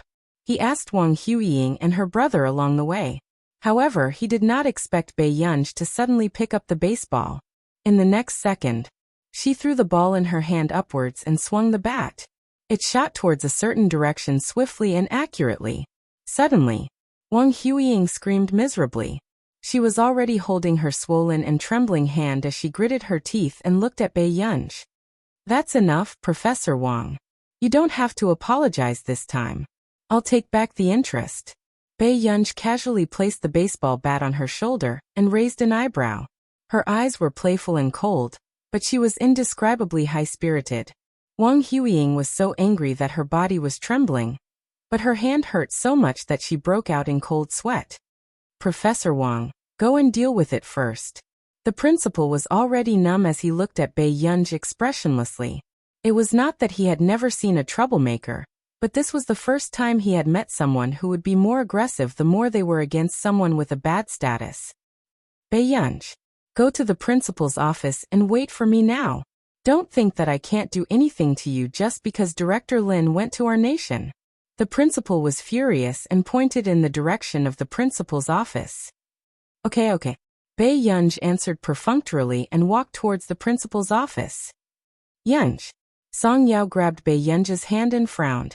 If Wang Huiying insisted on this matter, Bei Yunji would not be able to get away so easily. "Don't worry about me. Go and apply it on your face when you're free." Bei Yunji glanced at the red mark on her face, and was still a little angry. She was puzzled. She had treated this fellow like an ancestor for such a long time. He couldn't possibly be a bun, right? She suppressed her emotions and suddenly reached out to smooth Song Yao's eyebrows. Her eyes curved. "All right, I'm fine." After Bei Yunji left, Song Yao pursed her lips, her eyes dark. Meanwhile, Lu Yuanxi had just finished his call and said to Song Yao, "It's okay, Yao. My family has some connections with Confederate 191. I've already gotten someone to help." The headmaster's office. Before the principal came, he had already asked the students about what had happened. He knew that Bei Yunji did not cause trouble on purpose, but she did it in front of the whole school. She was simply reckless. "Bei Yunji, do you know that you were wrong?" "Got it." The principal felt even more aggrieved. There was no psychological burden for this person to admit his mistake. Moreover, according to the personalities of the three brothers of the Qin family, they might not come to school to deal with Bei Yunji. They might even come to school to protect their sister. The principal felt suffocated at the thought of that scene. Suddenly, someone knocked on the door and barged in. "Principal, bad news. Student Wang just left the school and was beaten up before she entered the hospital." She was already injured and she was still beaten up? The principal looked at Bei Yunji instinctively with a suspicious expression. Bei Yunji said, "If you think that way, I can't help it." The principal was speechless. All right, then it wasn't Bei Yunji who got someone to do it. At this moment, Wang Huiying also pushed open the door angrily. Her hand was already bandaged. Her expression was dark. "Principal Xiang, aren't you going too far? Can a student lay her hands on a professor from another school?" Chapter 1389. Wang Huiying was anxious to make Bei Yunji pay the price, so she did not go to the hospital. Instead, she watched Wang Guanchen get into the car. She did not expect that someone would dare to hit Wang Guanchen on the road. Even the car that sent Wang Guanchen to the hospital was destroyed. "Professor Wang, don't worry. We will deal with this matter," the principal said hurriedly. "Deal with it? Make her drop out of school?" Wang Huiying looked at Bei Yunji with sarcasm in her eyes. "Professor Wang, this is my fault for not teaching my students well. But you know how this matter started." The principal handed a cup of tea to Wang Huiying. But it was obvious that he did not want Bei Yunji to drop out of school just like that. After all, Bei Yunj was in the wrong, but Wang Huiying and Wang Guanchen were the ones who started it first. Wang Huiying took the cup and sneered. Principal Xiang, do you think I will just let this matter go? She stared at Bei Yunj with a venomous gaze. If your school does not deal with this properly, I will report this matter to the higher-ups. Hearing this, the principal's face turned serious. He knew that if this matter was spread, it would be a threat to Bei Yunj. He could only ask Bei Yunj to contact her parents first. Bei Yunj, call her parents. After that, the principal took the opportunity to pour a cup of water and said in a low voice, "Ask old Master Qin to come." Others might not know how the Qin family rose to power back then, but Principal Xiang clearly remembered that old Master Qin had developed from Continent K. Principal Xiang was personally promoted by Bai Mingzhang, and Lin Lanjun was his senior. In addition, Bei Yunj was a good seedling, so he could not bear to see anything happen to Bei Yunj. Bei Yunj raised her eyebrows. Suddenly, the corners of her lips curled up. She slowly pressed the landline button. After a while, Bei Yunj answered softly, "Okay. I will wait for you in the principal's office." "Okay, got it." After Bei Yunj hung up the phone, her eyelids twitched unconsciously. She rubbed her ears that were numb from the noise. The principal suddenly had a bad feeling and immediately pulled her aside. "What did you call? We have to solve the problem, do you know that?" "I know." Bei Yunj slowly glanced at Wang Huiying. Suddenly he chuckled softly. "We do need to solve some problems." A mocking look appeared in Wang Huiying's eyes. The injuries on Wang Guanchen's body were indelible evidence. She wanted to see how long Bei Yunj could be so arrogant. "Bei Yunj, if you drop out of school and apologize to me, I won't hold you responsible. Otherwise," Wang Huiying raised her chin proudly. "Otherwise I won't let Song Yao off." "Miss Wang, have you forgotten?" Bei Yunj sneered and suddenly asked slowly. Wang Huiying frowned and looked at her coldly. A short while later, Bei Yunj walked in front of her and placed his hand on her bandaged hand. He lowered his head and slowly tightened his grip. Wang Huiying's face was pale, but the last sentence made her forget to resist. She only heard Bei Yunj's emotionless question. "Isn't it up to me whether Confederation 191 wants to raise a few dogs in the future?" Wang Huiying suddenly remembered. She heard that the head of the Shi family really hoped that Bei Yunj could inherit Confederation 191 this time. And in the scientific research field, it was customary to pass on talents and not direct descendants. Besides, Wang Huiying didn't even have any bloodline of the Shi family. There was no way she could fight for it openly. Bei Yunj. Wang Huiying's eyes were bloodshot. She wanted to kill this person who was always blocking her. P.S. Good night. Chapter 1390. Principal Xiang. Wang Huiying gritted her teeth. She was so angry that she couldn't hide her emotions. "If you really want to cover up for this person, I have nothing to say. But don't forget, it was Zhang Ke who invited you for 5 years just to get this chance to work together." As soon as she finished speaking, the door of the principal's office was pushed open, and another person came in. It was Sun Jiaping. "Principal, I've heard about this." Sun Jiaping didn't look too good. He obviously knew that his granddaughter was injured. Seeing this, the principal had a headache. "Professor Sun, don't worry. I'll definitely give you an explanation. I didn't come to you for this." Sun Jiaping said calmly. "My Jingjing never lies." Jingjing said that K University students cheated. "I think she didn't make it up." "What nonsense are you talking about?" Wang Huiying was inexplicably flustered, but she quickly covered it up. She sneered and asked, "Professor Sun, are you using this method to slander K University?" Professor Wang should know very well whether it's slander or not. Sun Jiaping wasn't as modest as usual. Instead, he was so firm as if he was a different person. After all, it was his granddaughter's hand that was stepped on. Sun Jiaping had a good temper, but he wasn't an idiot who would be bullied by others. "You." Wang Huiying gritted her teeth and glanced at Bei Yunj. The corners of her mouth twitched again. "If that's the case, then I didn't do anything wrong." After that, Wang Huiying took out her phone, swiped open an interface and threw it on the table. After reading it, the principal's face became even more gloomy. Someone anonymously reported that a freshman from the physics department of Yin University had abused a foreign student in school. This incident had become a hot topic. Many people even pointed out that it was the one from the Qin family. Bei Yunji's name was familiar to many experienced netizens. Some people didn't dare to take sides easily. But just 20 minutes ago, K University's official Weibo account accidentally liked this anonymous report. So much so that no one dared to speak up for Bei Yunji. Campus violence. Rich people really don't take crime seriously. I can testify that someone from Yin University was carried out today. I just happened to see that person being beaten up badly. Why did Yin University accept this kind of person? Yincheng University, the #1 university in the capital, didn't give any explanation? Confused. 5 people clicked into the hot comments, and 4 of them are Qin Youjiao's fans. They're really at the point of murdering their mothers. I'm being targeted by flies for the rest of my life. Professor Wang, this report doesn't match up with reality, right? As a teacher, how can you do such a thing that is beneath your standing? Principal Xian Ran questioned furiously. What is the actual situation? Wang Huiying smiled and poured herself a cup of tea. Principal Xiang didn't listen to my advice. He's not satisfied with my advice. If we can't reach an agreement on this matter, doesn't that mean I have no other choice? She walked over to Bei Yunji and asked softly, Bei Yunji, how is it? Do you really think that I can't beat you? Bei Yunji looked into her eyes.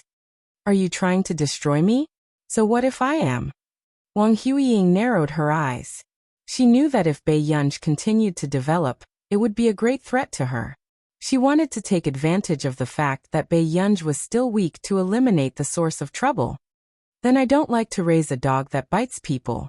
After Bei Yunji finished speaking, Wang Huiying's eyes darkened. She was about to speak when suddenly, a group of people rushed in from the door. Bei Yunji? Wang Huiying turned around, and was even more surprised when she saw who it was. Why was Elder Yin here? Chapter 1391. Elder Yin. Before Wang Huiying could ask, she saw Elder Hu and Elder Gu beside Elder Yin. Although the 3 of them had accompanied her to Yin City this time, they had always avoided meeting the public. Why did they come in person this time? Wang Huiying frowned. It couldn't be because of Wang Guanchen. Elder Yin, Elder Hu, Elder Gu, I didn't expect you to come. Sorry for not coming out to meet you. Principal Xiang's back was almost wet with sweat. He couldn't figure out why the 3 of them, who were like founding fathers in Confederation 191, would come to Yin University in person. This time, it would be useless even if Bei Yunji asked old Master Qin to come. Principal Xiang took a deep breath. He was even more anxious at the thought of Bei Yunji's safety. The outside world had begun to put pressure on Yin University. Now, the 3 leaders of Confederation 191 had come to Yin University in person. Weren't they being attacked from both sides? This time, I'm not here to chat with Principal Xiang. Elder Yin glanced at the name tag on the table and knew the principal's name. In the eyes of others, Elder Yin was impatient and was ready to start trouble with Bei Yunji. Elder Yin, don't worry. She's just a child. Principal Xiang braced himself and tried to persuade him. Seeing this scene, Wang Huiying's eyes showed sarcasm. She was waiting to see Bei Yunji make a fool of herself. What's wrong with the child? What's wrong with you?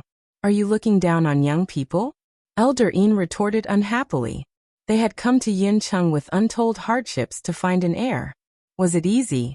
Were they going to let Bei Yunji off just because she was young? Principal Xiang. Why did he feel that this answer was not on the same page? Before Principal Xiang could speak again, he heard Bei Yunji ask leisurely. You're here. You're quite fast. Principal Xiang turned to look at her.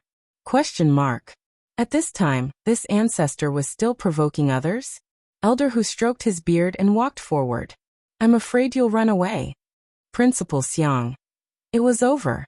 This time, even old Master Qin couldn't protect her. But unexpectedly, just when Principal Xiang thought that Elder Yin was going to scold her seriously and coldly, Elder Yin's face was really stern. Then he went up and snatched Bei Yunji's cup. Tell me about it first. When are you going back with us to hold the succession ceremony? Bei Yunj. Principal Xiang. What? What was going on? Elder Yin? What do you mean? Wang Huiying was in disbelief. Wasn't the laboratory planning to give up on Bei Yunj? We'll talk about it when we get back to Continent K. Bei Yunj leaned lazily on the sofa and covered her face with an open book. Aren't you being shameless? Elder Yin was furious. He had finally found a successor who was more outstanding than Shernani, but this guy was so difficult to deal with that he was not on the same level as Shernani. Principal Xiang had never thought that one day, with his own eyes, he would see with his own eyes that a mysterious and proud research organization like the Confederation 191 would start a chase after her drama in his principal's office. I said I'd consider it, but that doesn't mean I'll accept any mess. Bei Yunj's tone was indifferent. It was only then that Elder Yin realized that something was wrong. Yunj, are you angry? But I didn't provoke you recently, did I? I didn't call you in the middle of the night either. Elder Yin was about to act pitiful when he was tugged by Elder Ge, who gestured for him to look at Wang Huiying beside him. The moment he turned around, his eyes met Wang Huiying's furious gaze. Why was this person here? Chapter 1392. Elder Yin chose his words carefully. Do you have a conflict with Bei Yunj? Wang Huiying's expression darkened. Elder Yin, Bei Yunj accused me of cheating and even slandered our K University and the reputation of Confederation 191. Even my cousin, Wang Guanchen, was injured by her. Shouldn't you uphold justice for me? The principal hurriedly said. I'll apologize to you for Bei Yunj hitting someone, Elder Yin, but Yunj isn't a bad person. Who would have thought? Hearing this, Elder Yin laughed loudly. Hey, Principal Xiang, what are you saying? Isn't it normal for children to fight? It's not a big deal. It's fine for boys to get injured. I often got injured when I was young too. The principal's eyelid twitched. Thank you for your understanding, Elder Yin, but now student Wang Guanchen is already in the hospital. Elder Yin and the other two looked at Bei Yunj at the same time. She was indeed not a good person. Although Bei Yunj has indeed gone overboard with this matter, I hope that you can give Bei Yunj a chance. However, I still hope that everyone can give Bei Yunj a chance. I also hope that Professor Wang can clarify things online.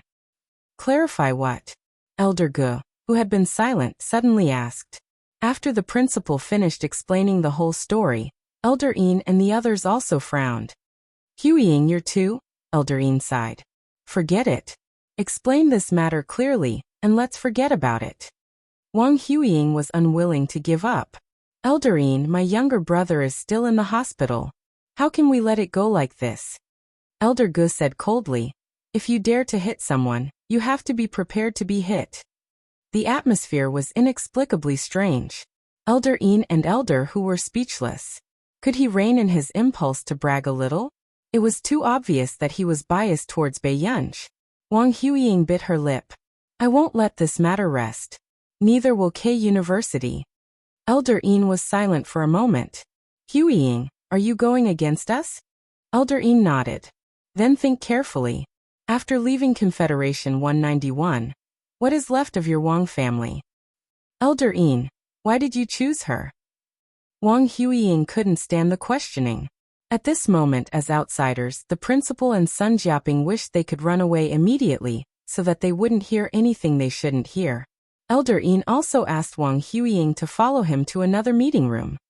In the Confederation 191, only talents are passed down. Even Shernani was a genius of 191. Wang Huiying stared at him. But aren't you going to give up on Bei Yunj? That's because she didn't want it. A moment later, Elder Yin continued expressionlessly. Think about it carefully. As long as she wants to be the successor of Confederation 191, no one can shake her. At that time, what kind of position can you hold in Confederate 191? Wang Huiying stopped talking. Also, do you want to talk to K University? Or do you want me to talk to them personally? If anything happens to Bei Yunj that has anything to do with K University, our Confederation 191 will not let them off the hook. After Elder Yin finished speaking, he pushed the door open and walked out. Who did K University rely on to survive? Let them think about it carefully. Wang Huiying bit her lip and clenched her fists, trembling all over. She wouldn't let Bei Yunj have an easy time. In the principal's office. Bei Yunj, you broke his bones. Do you think you're civilized? Elder Hu questioned. Bei Yunj replied perfunctorily, yes. Elder Hu.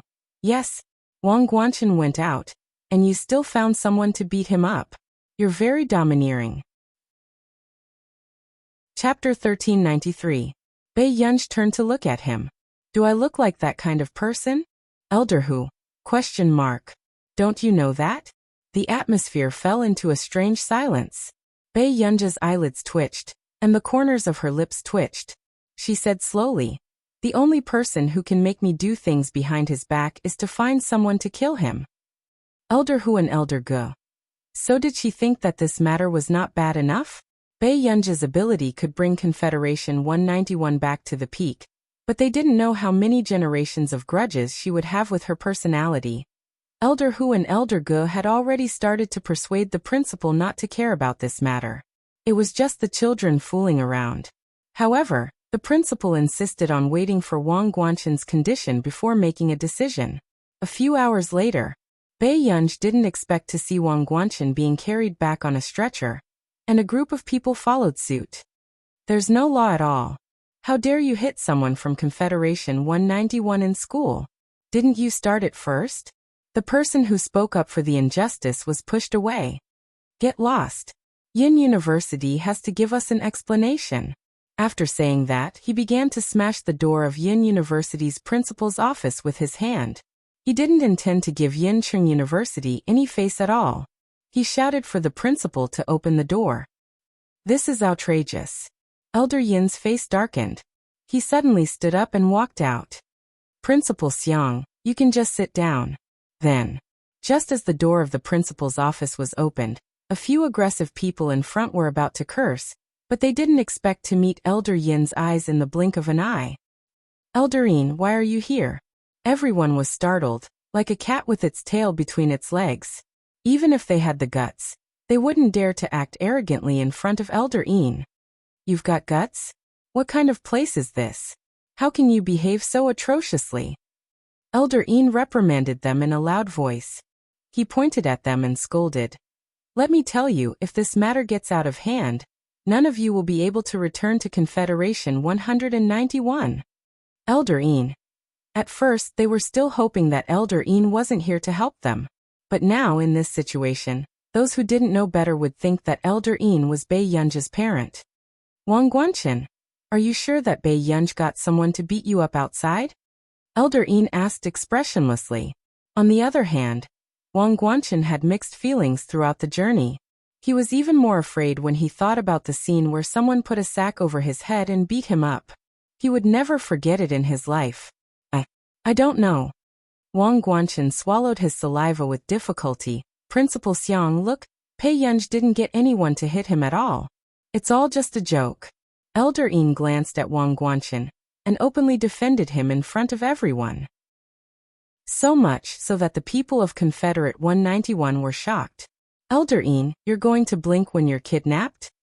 The principal's eyelid twitched, and he suddenly looked at Bei Yunj. He had a feeling that Bei Yunj's call was to call Elder Yin and the rest. But how did Bei Yunj know Elder Yin? Bei Yunj, come here and apologize. Elder Yin brought him over. Bei Yunj exclaimed and looked at Wang Guanchen on the stretcher with interest. Wang Guanchen couldn't help but feel his scalp go numb. He wanted to stay away from this person, but then he heard Bei Yunj suddenly laugh. Student Wang, I'm sorry. There's still a long way to go. Instantly, there was silence. Was this really an apology and not an open threat? Elder Yin took a deep breath. Do you know what you did wrong? I made a mistake that every good person would make. Chapter 1394. Elder Yin took a deep breath. What was she doing? Was this a declaration of justice? Didn't she know whether she was a good person or not? Elder Ge turned around and said, Principal, she's already apologized. There's no need to continue pursuing the matter, right? This was the first time the principal had met someone who thought he was too troublesome. Bei Yunj, remember this punishment. Don't mess around in the future, understand? Otherwise, Yin Cheng would be overturned by her sooner or later. Okay. Bei Yunj thought for a moment and nodded. When she walked slowly in front of Wang Guanchen instinctively covered his face with his hands in fear. It was as if he was afraid of being beaten. Bei Yunj thought of how Wang Guanchen had been beaten up on the way and raised her eyebrows. She left without asking anything. It was only the next day that she found out that she was on the trending list again. Sure, you're playing dirty with me. Bei Yunj had just finished showering after her morning run. When she saw the news, she slowly wiped her wet hair, and her sneer made one's heart palpitate. Even Jian she lost in the last round of the competition yesterday. Song Yao frowned and thought of Xiangjing again. K University was really planning to win by hook or by crook. Really? Then I have to go and see if our Jian she is crying. Bei Yunj said with interest. Usually, when Batiki and Jess finished the experiment in a few hours the next night, they would run over and cry silently. Song Yao was speechless. Bei Yunj said. Also investigate who beat up Wang Guanchen for no reason. He even made her take the blame. Song Yao choked on her water. On the competition platform of Yin University. This time, Bei Yunj came quite early, so she was the first to be targeted by Huang Zui. Hey, do we have some time to talk? Huang Zui's eyes lit up. Previously, he had been busy looking for someone among the doctoral students and graduate students, hoping that someone could win against K University. In the end, he had forgotten about this person. Wasn't he blindly looking for someone else when the king was right in front of him? I'm not free. I still have to write a reflection. Bei Yunj bit the soy milk wrapped in a transparent bag, and planned to pull Song Yao away. If you win, I'll plead for you.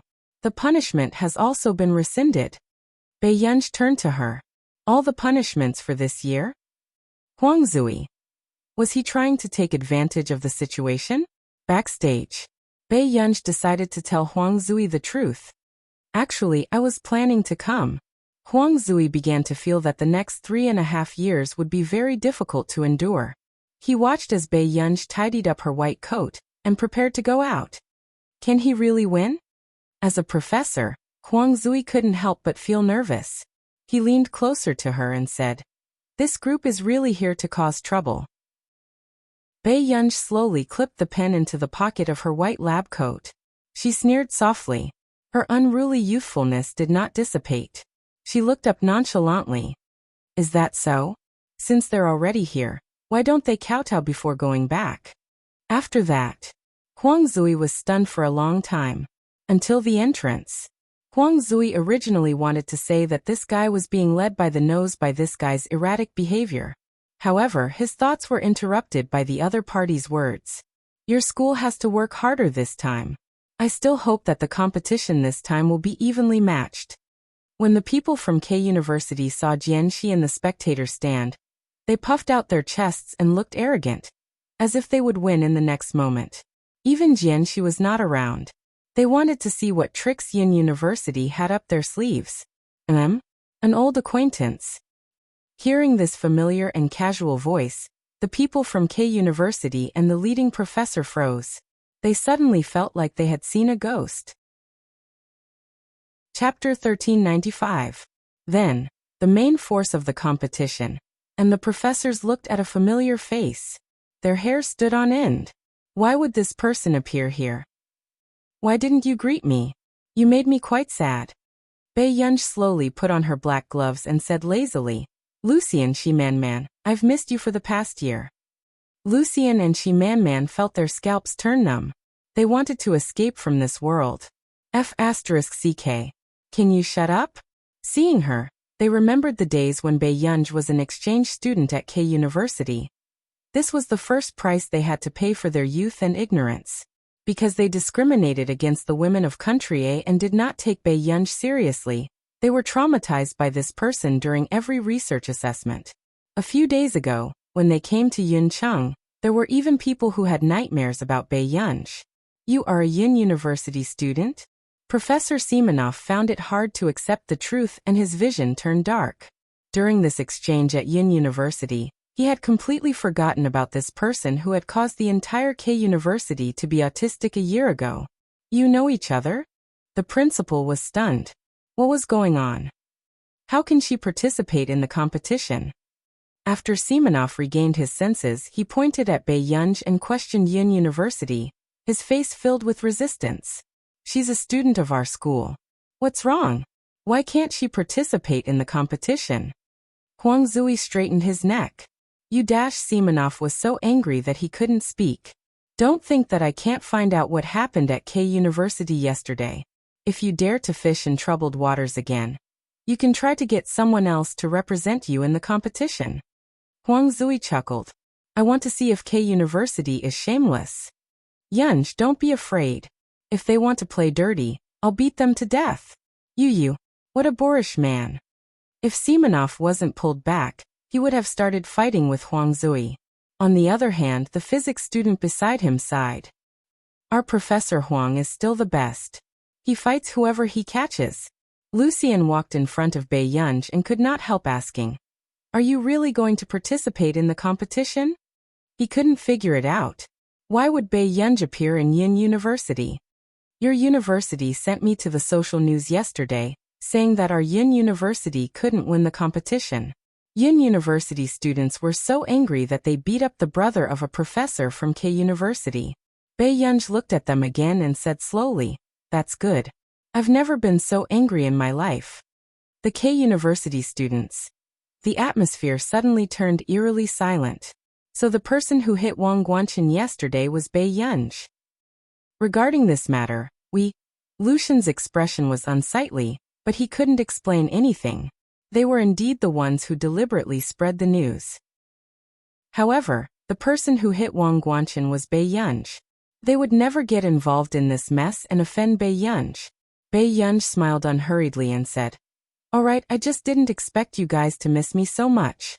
We haven't seen each other for more than a year. It's good for us to have an academic exchange. Those who still remembered the fear of being dominated by Bei Yunj. Could anyone get rid of this B*****? The freshmen of K University didn't understand why these seniors, who were all influential figures in school, were so afraid of this unfamiliar Yin University student. Even Professor Simonov objected to Yin University, letting her compete. Professor Wang, you don't have to hide it this time. You can compete yourself. Bei Yunj glanced at Wang Huiying with a faint smile, and went to the competition stage first. Wang Huiying bit her lip, but remembered the humiliation of losing to Bei Yunj back then. Her entire body was trembling.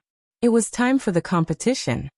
Yunj, do you know the people from K University? Huang Zui asked curiously. I know them. Bei Yunj said casually as she scrolled through the comments under the trending topics. Huang Zui. That was it. Huang Zui snatched Bei Yunj's phone away. Bei Yunj looked up at him. I used to study at K University for a period of time. In the past? You were in your second year of high school, right? Bei Yunj thought for a moment.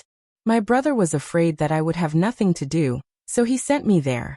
Huang Zui didn't expect that someone from the Qin family would have the connections to send Bei Yunj, who was in her second year of high school, to K University as an exchange student. However, he couldn't help but be surprised that Bei Yunj was only in her second year of high school, but she could keep up with the pace of K University's teaching. Huang Zui. You studied in the physics department? Bei Yunj thought for a moment. I've also studied in the physics department. She would occasionally attend classes in the physics department, computer science department, chemistry department, nuclear engineering department, and any other major that she could visit. Huang Zui. Suddenly he didn't want to ask anymore. After the competition started, the host smiled and warmed up the atmosphere, letting both parties speak on stage.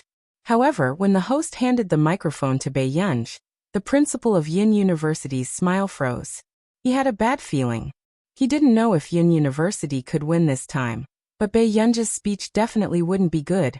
Just as expected.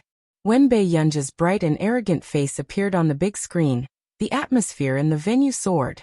Screams rose and fell, making people think that this was the appearance of a top celebrity. On the other hand, the camera of the students from the photography team and the evil cult actually flashed and glanced at Song Yao below the stage.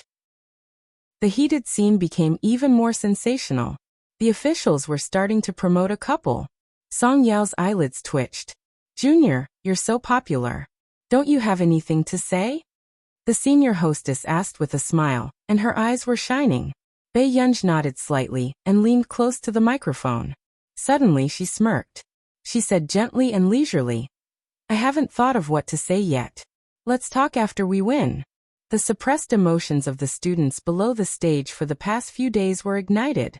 Master Pei is awesome. It's coming, it's coming. It's starting again. The contestants from K University were speechless. Damn. Suddenly, a student below the stage raised his voice. Master Pei, don't cry if you lose. The atmosphere inexplicably livened up, but everyone knew that they hoped that Bei Yunj would not feel so much pressure. Bei Yunj's red lips curled up, and she suddenly grabbed the senior's hand. She leaned close to the microphone and dragged her voice lazily. All right, don't shout if you win. I'm done. This woman is being dirty in public. Pei, let go of senior's hand, do you hear me? The host blushed. Bei Yunj retracted her hand and tilted her head with a smile. It was as if she had heard the words below the stage, but could not hide her high spirits and frivolous arrogance. Seeing this, Bei Yunj's young fans in school almost lost their blood. Actually, Bei Yunj did not expect that the people who spoke up for her on the trending searches this time were all students of Yin University. She did not even know anyone. These people were purely protecting her. It also seemed like she had said it before. Someone was protecting her and placing their hopes in her. When the competition started, it was supposed to be a question segment. Who would have thought that the situation would be reversed as soon as the competition started? Usually, K University would not be able to get a single point in this segment. However, before the contestants from K University could even finish reading the questions, Bei Yunj pressed the answer button and quickly scored. It was as if everyone was accompanying her through the process. All the contestants in the venue were under her control. Before long, the freshmen from K University finally understood why the seniors and professors did not want this person to participate in the competition. Chapter 1396. With this speed of answering questions, was he still a human? Moreover, they realized that as long as Bei Yunj held her hand and smiled at them, it meant that Bei Yunj would not give them a single point. As a result, they were terrified when they saw Bei Yunj smiling. Not only were the K University teachers and students doubting their lives, but even the Yin University professors were puzzled. Were they the ones who taught this person? The professor hesitated. Principal, if this goes on, I'm afraid K University won't be able to get a single point, right? Unexpectedly, the principal came back to his senses and suddenly sighed. The money I lost to the old master at the gambling table back then was not a loss. The professors were speechless. They did not expect the principal to win this year's top scorer at the gambling table. After K University lost the first round with 0 points, the arrogance of the K University students was instantly dispelled. Xiang Jing, who was below the stage, insisted on watching the competition despite her injuries. She did not expect to see Bei Yunj on stage today. However, what surprised Xiang Jing even more was that Bei Yunj on stage was more cold and high-spirited. It was simply enough to make one's heart go crazy. Xiang Jing's little face was filled with admiration. It was as if she had only truly gotten to know Bei Yunj today. Brother Huangqian, is Sister Pei going to win? Huangqian's eyes were filled with admiration.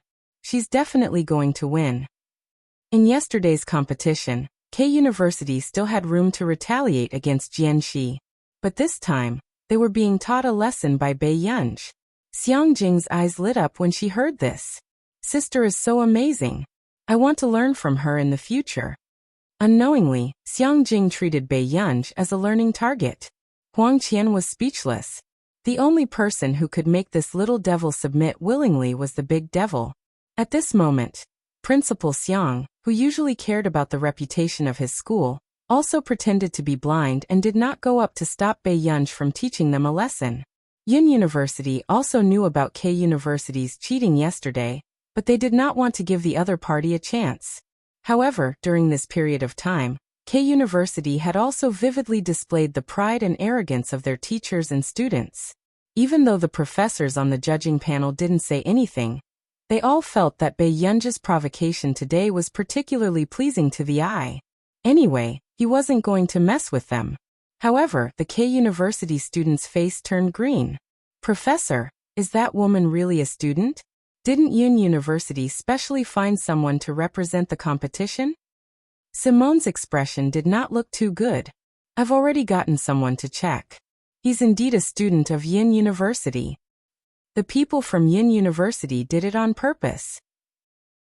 Why didn't you allow this person to compete before, but now you agree? The contestant sneered. Are you trying to make fun of us? That's enough. Haven't you embarrassed yourselves enough? Simonov reprimanded impatiently. Seeing this, the contestant's eyes were filled with unwillingness. He could only look at Wang Huiying. Teacher, can you lend us a few more people? No matter what.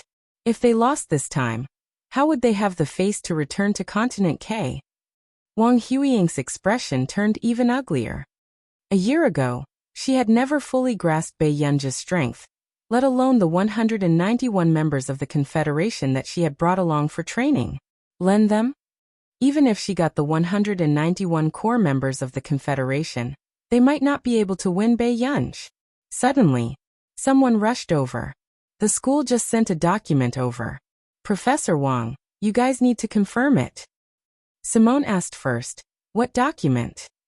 K University's official account praised Yin University's student for hurting people. The principal wants an immediate apology, including the person who made the mistake this time, to be dismissed. End of chapter. Chapter 1397. Everyone was panicking. It was only then that they realized who they really could not afford to offend. Only Wang Huiying bit her lip. She clenched her fists, the hatred in her eyes difficult to suppress. Why? Forget about the Confederation 191. Why was even the newly appointed principal of K University, who had never seen Bei Yunji, siding with her? The students of Yin University enjoyed watching the match and felt proud and elated. However, K University was still beaten up badly, but none of them dared to scold the other party. They were like deflated balloons. In fact, after it ended, Simonov had already posted an apology statement and attracted the attention of the entire internet. This student Pei, who could make K University apologize, probably had a powerful background. However, Simonov did not bring the students who had posted back then to Bei Yunji to apologize. Bei Yunji had already left the backstage to answer a call. It was Qin Luyan. Something had happened to old Master Qin. For some reason the old man, who had already recovered, was still unconscious. Even the hospital couldn't do anything about it. I'm sorry Gu. I was afraid that you would be worried, so I didn't tell you earlier. Qin Luyan's voice made Bei Yunji's tightly furrowed brows relax. Which hospital? After Qin Luyan gave her an address, Bei Yunji hung up and immediately rushed to the hospital, not caring about anything else. However, when she saw old Master Qin's condition, her gaze gradually turned cold. Gur, don't worry. Brother will definitely find the best doctor to treat old Master. Qin Yu, who had not slept for a few days, comforted Bei Yunji in a hoarse voice. Bei Yunji nodded and left. This time, even the Qin couple had returned when old Master Qin was critically ill. Mrs. Qin laughed coldly. Old Master dotes on her so much, but she didn't shed a single tear. She turned around and left. I wonder how disappointed old Master will be when he finds out. Mr. Qin said coldly. You'd better take care of yourself. Mrs. Qin could only suppress her anger. This Bei Yunji had made the family turn to her. At this moment, Bei Yunji called CI7's Yun City Department. Minister Jiang Song.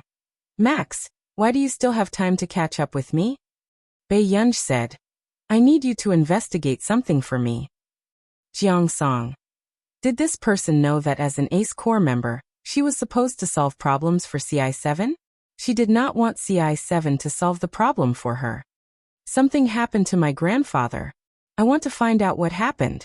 Upon hearing Bei Yunji's words, Jiang Song frowned. Old Master Qin? There's still someone in Cloud City who dares to make a move on Old Man Qin? Maybe there's someone who has eaten the guts of a leopard.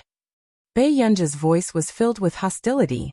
She said unhurriedly, I'll transfer 1 billion yuan to whoever finds it first. Jiang Song's hands almost trembled. This was the true god of fortune. Jiang Song. Okay, Dad. Is there anything else? If not, don't turn off your phone for 24 hours. We promise to find it for you within a day. All right. After Bei Yunj hung up the phone, she went back to the ward. He saw the nurse changing the 4-bag. Wait. Bei Yunj called out to the nurse, attracting the attention of the others. Can I take a look? Sure. The nurse handed the 4-bag to Bei Yunj. Bei Yunj's gaze suddenly fell on a tiny pinhole in the transparent bag. Someone has touched this 4-bag. Did they add any medicine? The nurse hurriedly shook her head.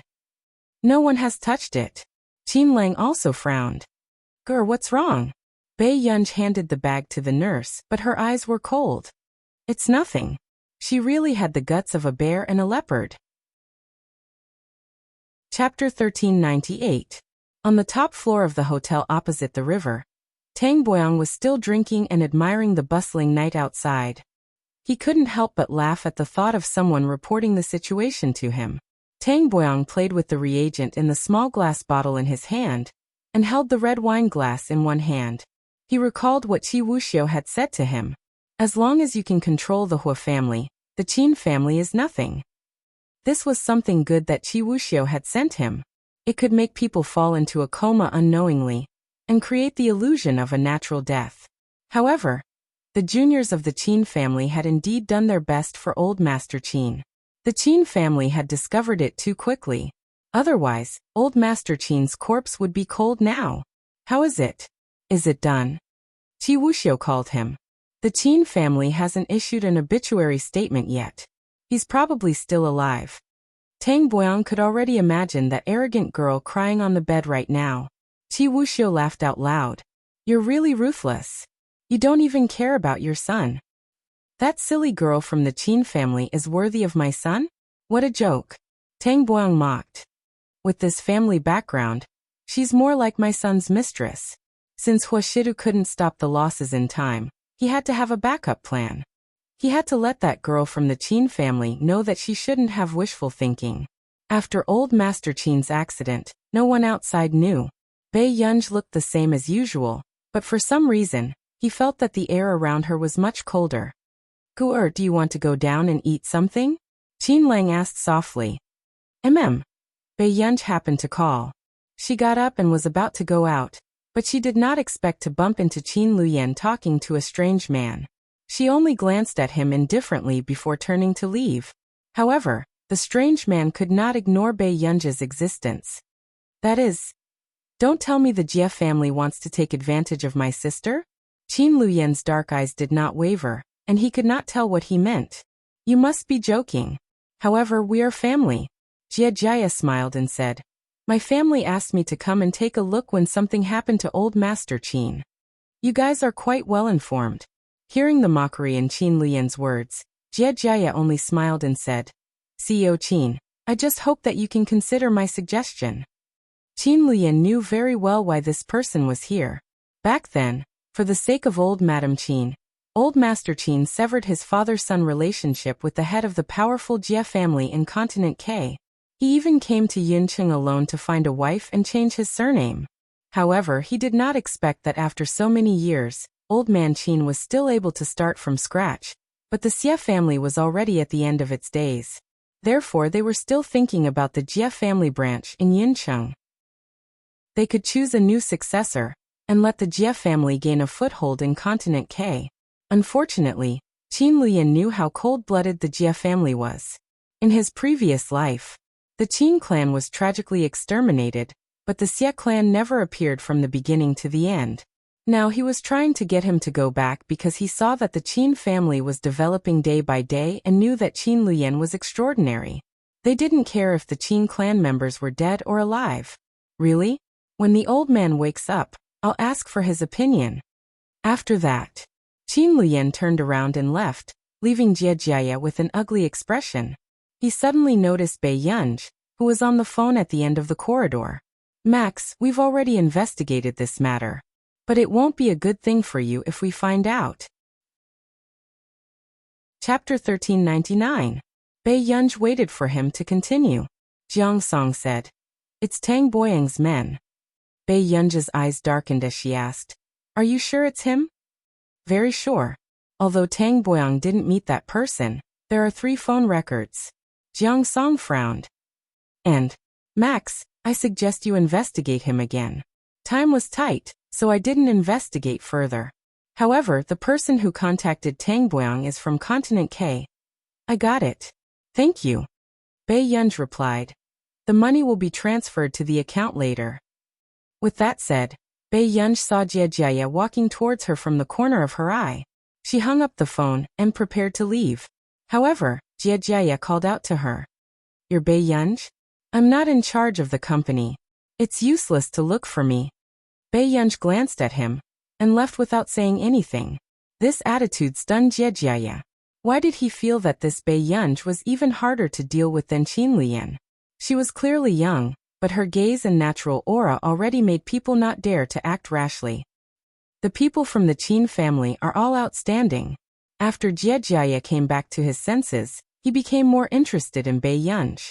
In the basement of Muse Bar, the room was dark and the atmosphere was oppressive. The most eye-catching thing was a huge spinning roulette and a young man who was tied up inside. Master Du, Miss Pei has also heard the news. Zhou Yu hurried over and glanced at the pale young man before continuing.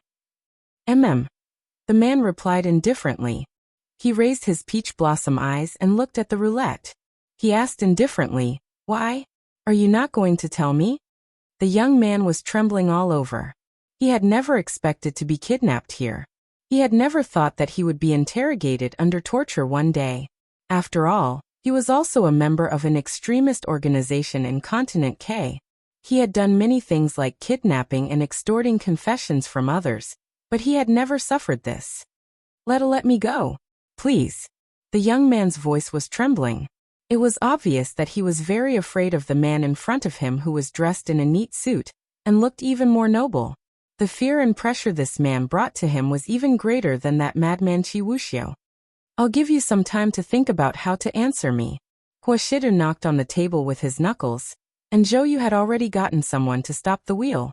At this time, however, Huashidu stood up and walked to the cabinet at the side. He slowly took a few darts. He said casually, Let's play a game first to relax. The young man was even more alarmed when he saw this. No. However, very quickly, Huashidu had already walked to the opposite side of him. Before the young man could regain his senses, the first dart had already been thrown. A blood-curdling scream rang out in the dark room. The dart only brushed past the side of his head and landed firmly on the board behind him. The young man's ears were burning as the sharp edges of the dart brushed past his ears, causing him to bleed. First question, why did Wuxia want to harm Elder Qin? With that, the second dart with a cold luster was thrown out while the young man was tense. With another shrill scream, the tip of the knife stabbed into the board beside his carotid artery. The young man felt the burning sensation of his skin being destroyed. He also felt the madness of the god of death brushing past him. Don't continue. I beg you, don't continue. The young man's eyes were bloodshot as he muttered. He was so cold that he trembled. He had already been forced to the point where his nerves were failing, and he was extremely weak. Chapter 1400. Before today, he had even told Zhou Yu that he was not afraid of death. However, when death was not under his control, living became even more torturous. He would rather Huashidu give him a quick death. Is the second question because of Lin Lanjun? The young man's scalp turned numb. He did not expect Huashidu to guess so quickly.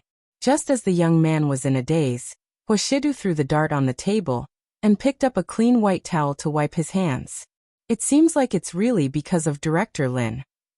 The young man looked up abruptly and suddenly realized that Huashidu did not expect him to answer at all. He was just trying to make him suffer a mental breakdown before throwing out the answer he had guessed and seeing his reaction. He was completely creeped out by this man. This was the scariest person he had ever seen. After getting the answer he wanted, Huashidu did not care about the young man's life. After Zhou Yu gestured for someone to put the young man down, he extended the rod and swung it at his back ruthlessly. The young man curled up and trembled in pain. Take him away. Zhou Yu said expressionlessly. Yes. The two bodyguards in black left with him. Master Du, I will find someone to protect Director Lin. But Miss Pei, Zhou Yu probed. After all, Tang Boyang was still Huashida's father. However, according to Bei Yunji's temper, Tang Boyang would probably not have a good ending if he knew. Let's go to the hospital. Huashidu walked out and there was no emotion in his calm tone. Tell the old master to keep his mouth shut. Yes. Zhou Yu immediately answered. However, what Zhou Yu did not expect was that Huashida did not mention anything about Tang Boyang when he went to the hospital. Instead, he went to take Miss Pei for a meal. In the hospital, when Qin Yu saw Huashidu appear in front of him in a finely tailored black suit with an impeccable appearance, his expression darkened. However, considering that Elder Qin was still unconscious on the bed, Qin Yu was not in the mood to talk about anything else. Brother. When Bei Yunji saw Huashidu, she called out. However, she did not expect to attract the attention of the other three. Bei Yunji was speechless. Huashidu walked to her side and reached out to stroke her hair back. He asked softly, Have you eaten dinner? Bei Yunji looked at him. Come back with me later. Huashidu casually pinched the back of her neck. Bei Yunji subconsciously shrank back and nodded. Why is President Hua here? The person who spoke was Qin Luyan. His calm eyes met Huashidu's. I heard that Elder Qin was hospitalized, so I wanted to see if there was anything I could help with. You're too kind, President Hua. Big brother, this is what he should do. Bei Yunji suddenly spoke, and even held Huashida's sleeve. Everyone present could feel that she was trying to protect him. The expressions of the three brothers changed a little, especially the regretful Qin Yu. He was the one who had King sent his little sister into a wolf's den. This scene made Zhou Yu feel that Bei Yunji was a ruthless person. Qin Luyan was the heir of the Qin family after all. He was not in a hurry to make things difficult for Bei Yunji. Instead, he spoke slowly. Although the old master's condition is not too good, it has stabilized. Currently, he has contacted many famous doctors. Huashida's tone was still refined and calm. The Qin family's matter is also my matter. As for the hospital, I'll get someone to get Elder Qin's test results and help contact other medical institutes. With that said, the entire place fell silent. Qin Luyan sized up the person in front of him calmly. Chapter 1401. Qin Luyan was not Qin Yu and Qin Lang. He had always been observant. From the first time he saw Huashidu, he knew that this man's motive was not simple. Hearing this, Qin Yu gave a fake smile. He could not help but reach out and pat Huashida's shoulder. Brother, I really have to thank you for being so concerned about my family matters, and even helping me take care of my sister. Huashidu was quite gentle. You're welcome. It's what I should do. Only Qin Lang felt that these people were strange as he watched them speak in riddles. What's wrong, second brother? Why are you speaking so strangely today? Qin Lang was puzzled. Wasn't President Hua Qin Yu's brother? Why was he like a plastic brother who had fallen out with him today? Qin Yu's smile became even uglier. Really? Qin Lang was speechless. For some reason, seeing Qin Yu and Qin Luyan like this, he had a bad feeling. What if they were doing something behind his back? In the restaurant, Bei Yunji glanced at the message from Lu Zhongzhou, and then at Huashidu. She lowered her eyes and was a little engrossed, not paying attention to her surroundings. Suddenly, a low and calm voice sounded from the side. You're not focused even when eating? Bei Yunji regained her senses and glanced at the man beside her, her eyes darkening. I won't let go of the person who harmed old master. She did not want to. However, she heard the man laugh softly. That's good. Bei Yunji's eyelids twitched. Before she could speak again, the man suddenly reached out and rolled up her sleeves. She heard the man say carelessly, Yunyun, no one can make you lower your head. Do you understand? You don't have to worry about anyone. Bei Yunji's heart seemed to have been touched by something. She could not help but glance at Huashidu. For some reason, she felt that this man might know everything. However, he still stood beside her. He remained firm. Huashidu, do you owe me something? Bei Yunji quickly looked away and asked heartlessly as she lowered her head to scoop the soup. The man looked at the girl beside him. From the first time he saw her, the young lady was still too slender. Now, she was so beautiful that he could not take his eyes off her. Otherwise, why would my brother treat me so well? Wuxia glanced at the obviously absent-minded girl beside him. A moment later. I just want Yunyan to owe me something first. The man was still calm and composed as he deliberately teased her. So that our Yunyan might want to go back on her word in the future, and have no choice but to agree. Bei Yunj was stunned. The atmosphere was silent for a while. The man suddenly heard Bei Yunj speak. I won't go back on my word. Wuxia stopped what he was doing and looked at the girl with his peach blossom eyes. Bei Yunj's calm gaze was indescribably serious. I'll give you whatever you want. On the way. Bei Yunj was enjoying the night breeze, and her expression was a little strange. Someone was sticking to her. She felt a warm, itchy breath on her neck, and a numb electric current seemed to jump straight to her scalp. Her limbs and bones were filled with his ambiguous aura. Bei Yunj was expressionless, but her ears were red. Wuxia. She took a deep breath and pushed away the man who was deliberately sticking to her. Could this D*MN man not even tell the difference between wine and water? He even drank the sake that the waiter had sent over. If you don't stand properly, I'll go back. Bei Yunj threatened the tall man in front of her. She also regretted letting him drink. She saw the man staring at her with his peach blossom eyes, ready to make a move. It was as if he was going to lean on her in the next moment. Chapter 1402. Bei Yunj pretended to turn around and leave. However, the man pulled on her sleeve. His originally low and pleasant voice was a little hoarse at the end of the sentence. Yunyan. The man's deep voice was pleasant to begin with. At this moment, there was a hint of coquettishness in it, which made it even more unbearable. Bei Yunj could not stand the contrast between this man who used to have a frivolous temperament. She resisted the urge to touch his head. But not long after. Bei Yunj scanned her surroundings as if nothing had happened and suddenly looked at the man. The corners of her lips curled up. She suddenly tiptoed and reached out to pinch his face boldly, threatening him lazily. If you don't listen, I'll hit you. Do you hear me? However, after she finished speaking, Bei Yunj's hand was held by the man. He even kissed her. Bei Yunj. Why was this D*MN man getting more and more clingy after he got drunk? Bei Yunj was about to break free from the man's hand, but he held it tightly instead. Usually, Bei Yunj only knew that this slender and well-defined hand was good-looking, but at this moment, she could feel the scorching heat spreading from him. Without waiting for Bei Yunj to react, the man lowered his eyes. His emotions were unclear, but he casually opened the gaps between her fingers. Their fingers intertwined. She even heard him ask word by word. Didn't you say that you would give brother whatever he wanted? It was clearly a very simple hand-holding, but when it came to this man, she suddenly felt a sense of restraint that made her blush and her heart race. Even the temperature and touch of their fingers slowly rubbing against each other made her feel bitter to the bones. You don't remember anything after you drank too much, but you only remember this? All right, don't speak first. A man who had drunk too much was a little unpredictable. This was Bei Yunj's most intuitive feeling.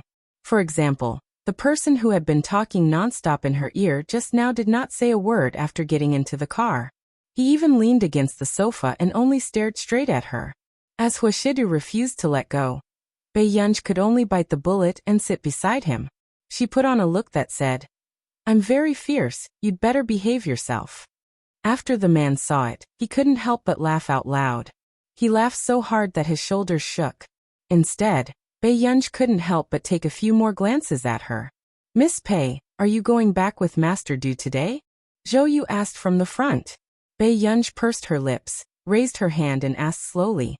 Can I leave just because I want to? Zhou Yu did not even dare to look at Master Du.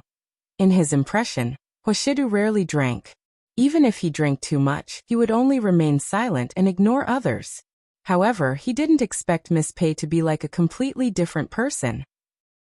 To put it bluntly, once Wuxia drank too much, other than Bei Yunj, there was no one else in his eyes. Back at the apartment, Bei Yunj turned on the light and pushed the man into the shower. He was using a video conference to discuss old Master Qin's illness with Stephen from Country R's Medical Institute.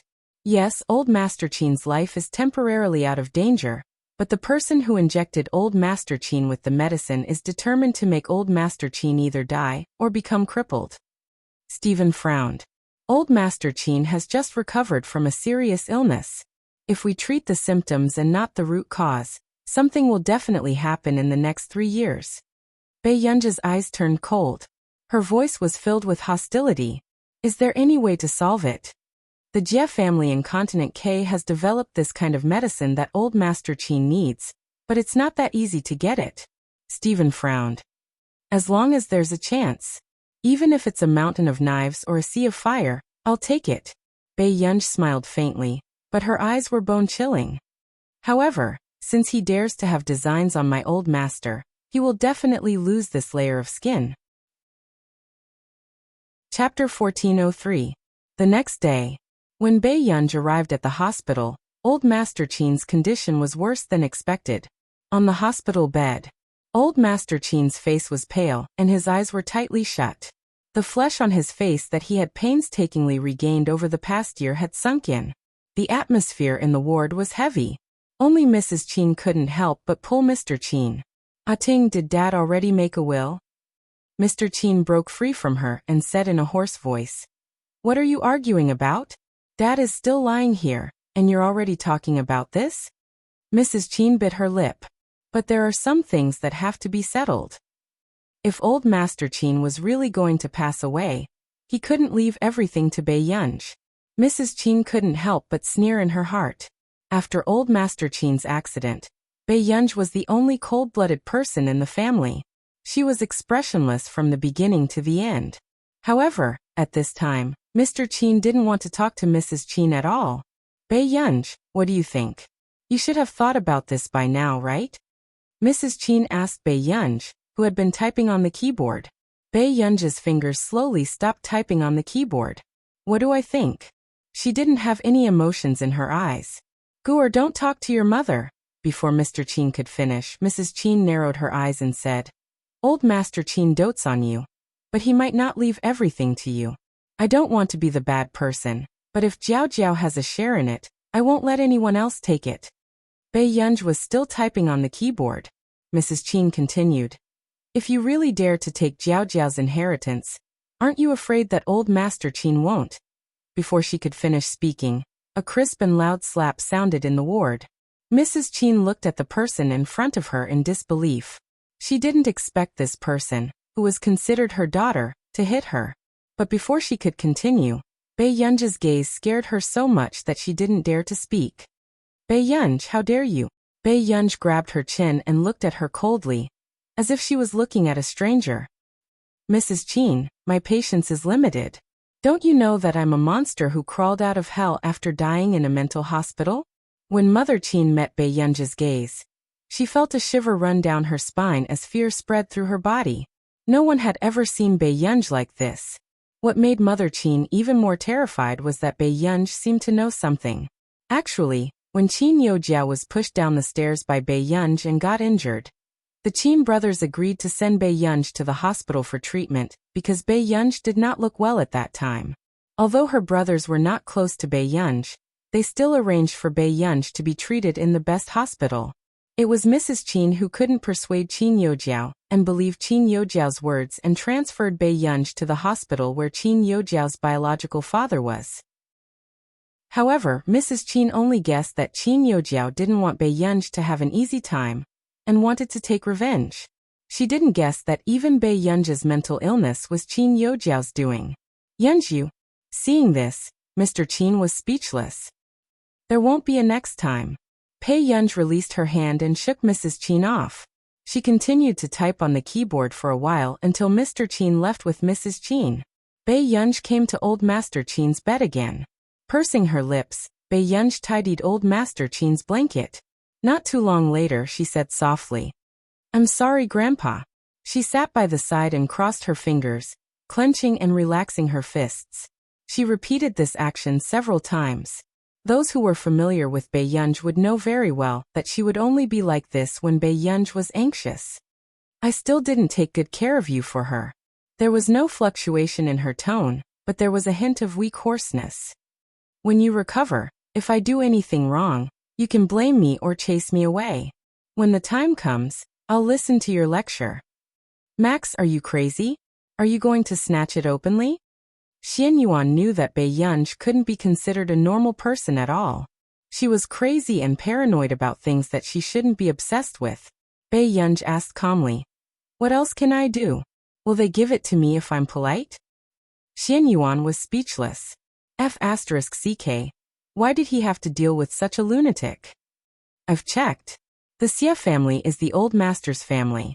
They didn't have a good relationship in the past. I can't take the risk with the old master. Bei Yunj slowly cut the flowers in the bushes with a pair of scissors. It was also because Xian Yuan could hear that Bei Yunj's tone was too calm that he realized how much Bei Yunj cared about her family. At this moment, even if the Xie family asked Bei Yunj to kneel down and change the dressing, this proud person would probably kneel willingly. Yunj, I know it's very presumptuous to say this, but I know more or less about the Qin family. No matter how good the Qin family is to you, it's only been for the past 3 to 4 years. Xian Yuan even felt that the Qin family had abandoned Bei Yunj once. What right did she have to make Bei Yunj do so much? Who knew? I'm happy to. With that said, Bei Yunj hung up the call. Xian Yuan was speechless. Fine, this was an ancestor. Bei Yunj wiped the scissors playfully, looking nonchalant. No matter what she did, could the Qin family's outcome still not be changed? Suddenly, Bei Yunj's fingertip was cut and red blood flowed out. Bei Yunj's eyebrows moved, and she only chuckled softly. She licked the blood on her fingertip. I can't. If she couldn't change anything, what right did she have to occupy someone else's body? This time, she had the final say in who went to hell. At this moment, the young nurse's eyes widened when she saw that her flower had been cut off. She looked at the culprit in disbelief. WW, what are you doing? Bei Yunj raised an eyebrow, not feeling guilty at all after being caught. Didn't you say that I'll help you cut it according to my mood? The young nurse was about to suffocate. You call this helping? Initially, she had heard from the director that he was afraid that Bei Yunj would fall ill if she suppressed her emotions, so he specially brought her here to do something relaxing, to divert her attention. In the end, everything was fine. If the director knew that his favorite flower had been cut off, he would probably be the one who fell ill. Qin Luyan, who happened to see Bei Yunj from afar, was speechless. The space between his brows loosened, revealing a faint helpless smile. Qin Luyan walked forward and said in a gentle and pleasant voice, I'm sorry. I'll get someone to deal with the flowers here. I'll get someone to transplant some over later.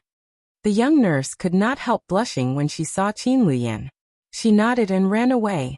Qin Luyan was helpless. Why are you cutting the flowers? Bei Yunj said. I'm asking you guys. Are you so worried that you sent 4 to 5 people to keep an eye on me? A dark look flashed past Qin Luyan's eyes and he did not speak. After a long while, he said, I'm sorry, Gur. I didn't want to make you unhappy. Chapter 1404. Bei Yunj looked up and saw an apologetic expression on his handsome face. To her, her 3 brothers had always been very careful. I'm not unhappy. You can ask me if you're worried. Bei Yunj put the scissors back into the nurse's basket. I was just teasing her. I agreed with the director this morning to transplant some new varieties of orchids to him. Brother, I'll go upstairs first. Bei Yunj's eyes curved as she turned to leave. Qin Luyan also felt that Guer's attitude towards him seemed to have softened. He subconsciously tried his best to keep a smile on his lips as he stared at Bei Yunj's back view. Jie Jia also saw this scene. So, was Qin Luyan's weakness Bei Yunj? Jie Jia seemed to have suddenly thought of a good idea and smiled. In the afternoon, after Qin Luyan left, Bei Yunj met Jie Jia the moment she stepped out. Miss Pei? Bei Yunj looked up and met the man's eyes.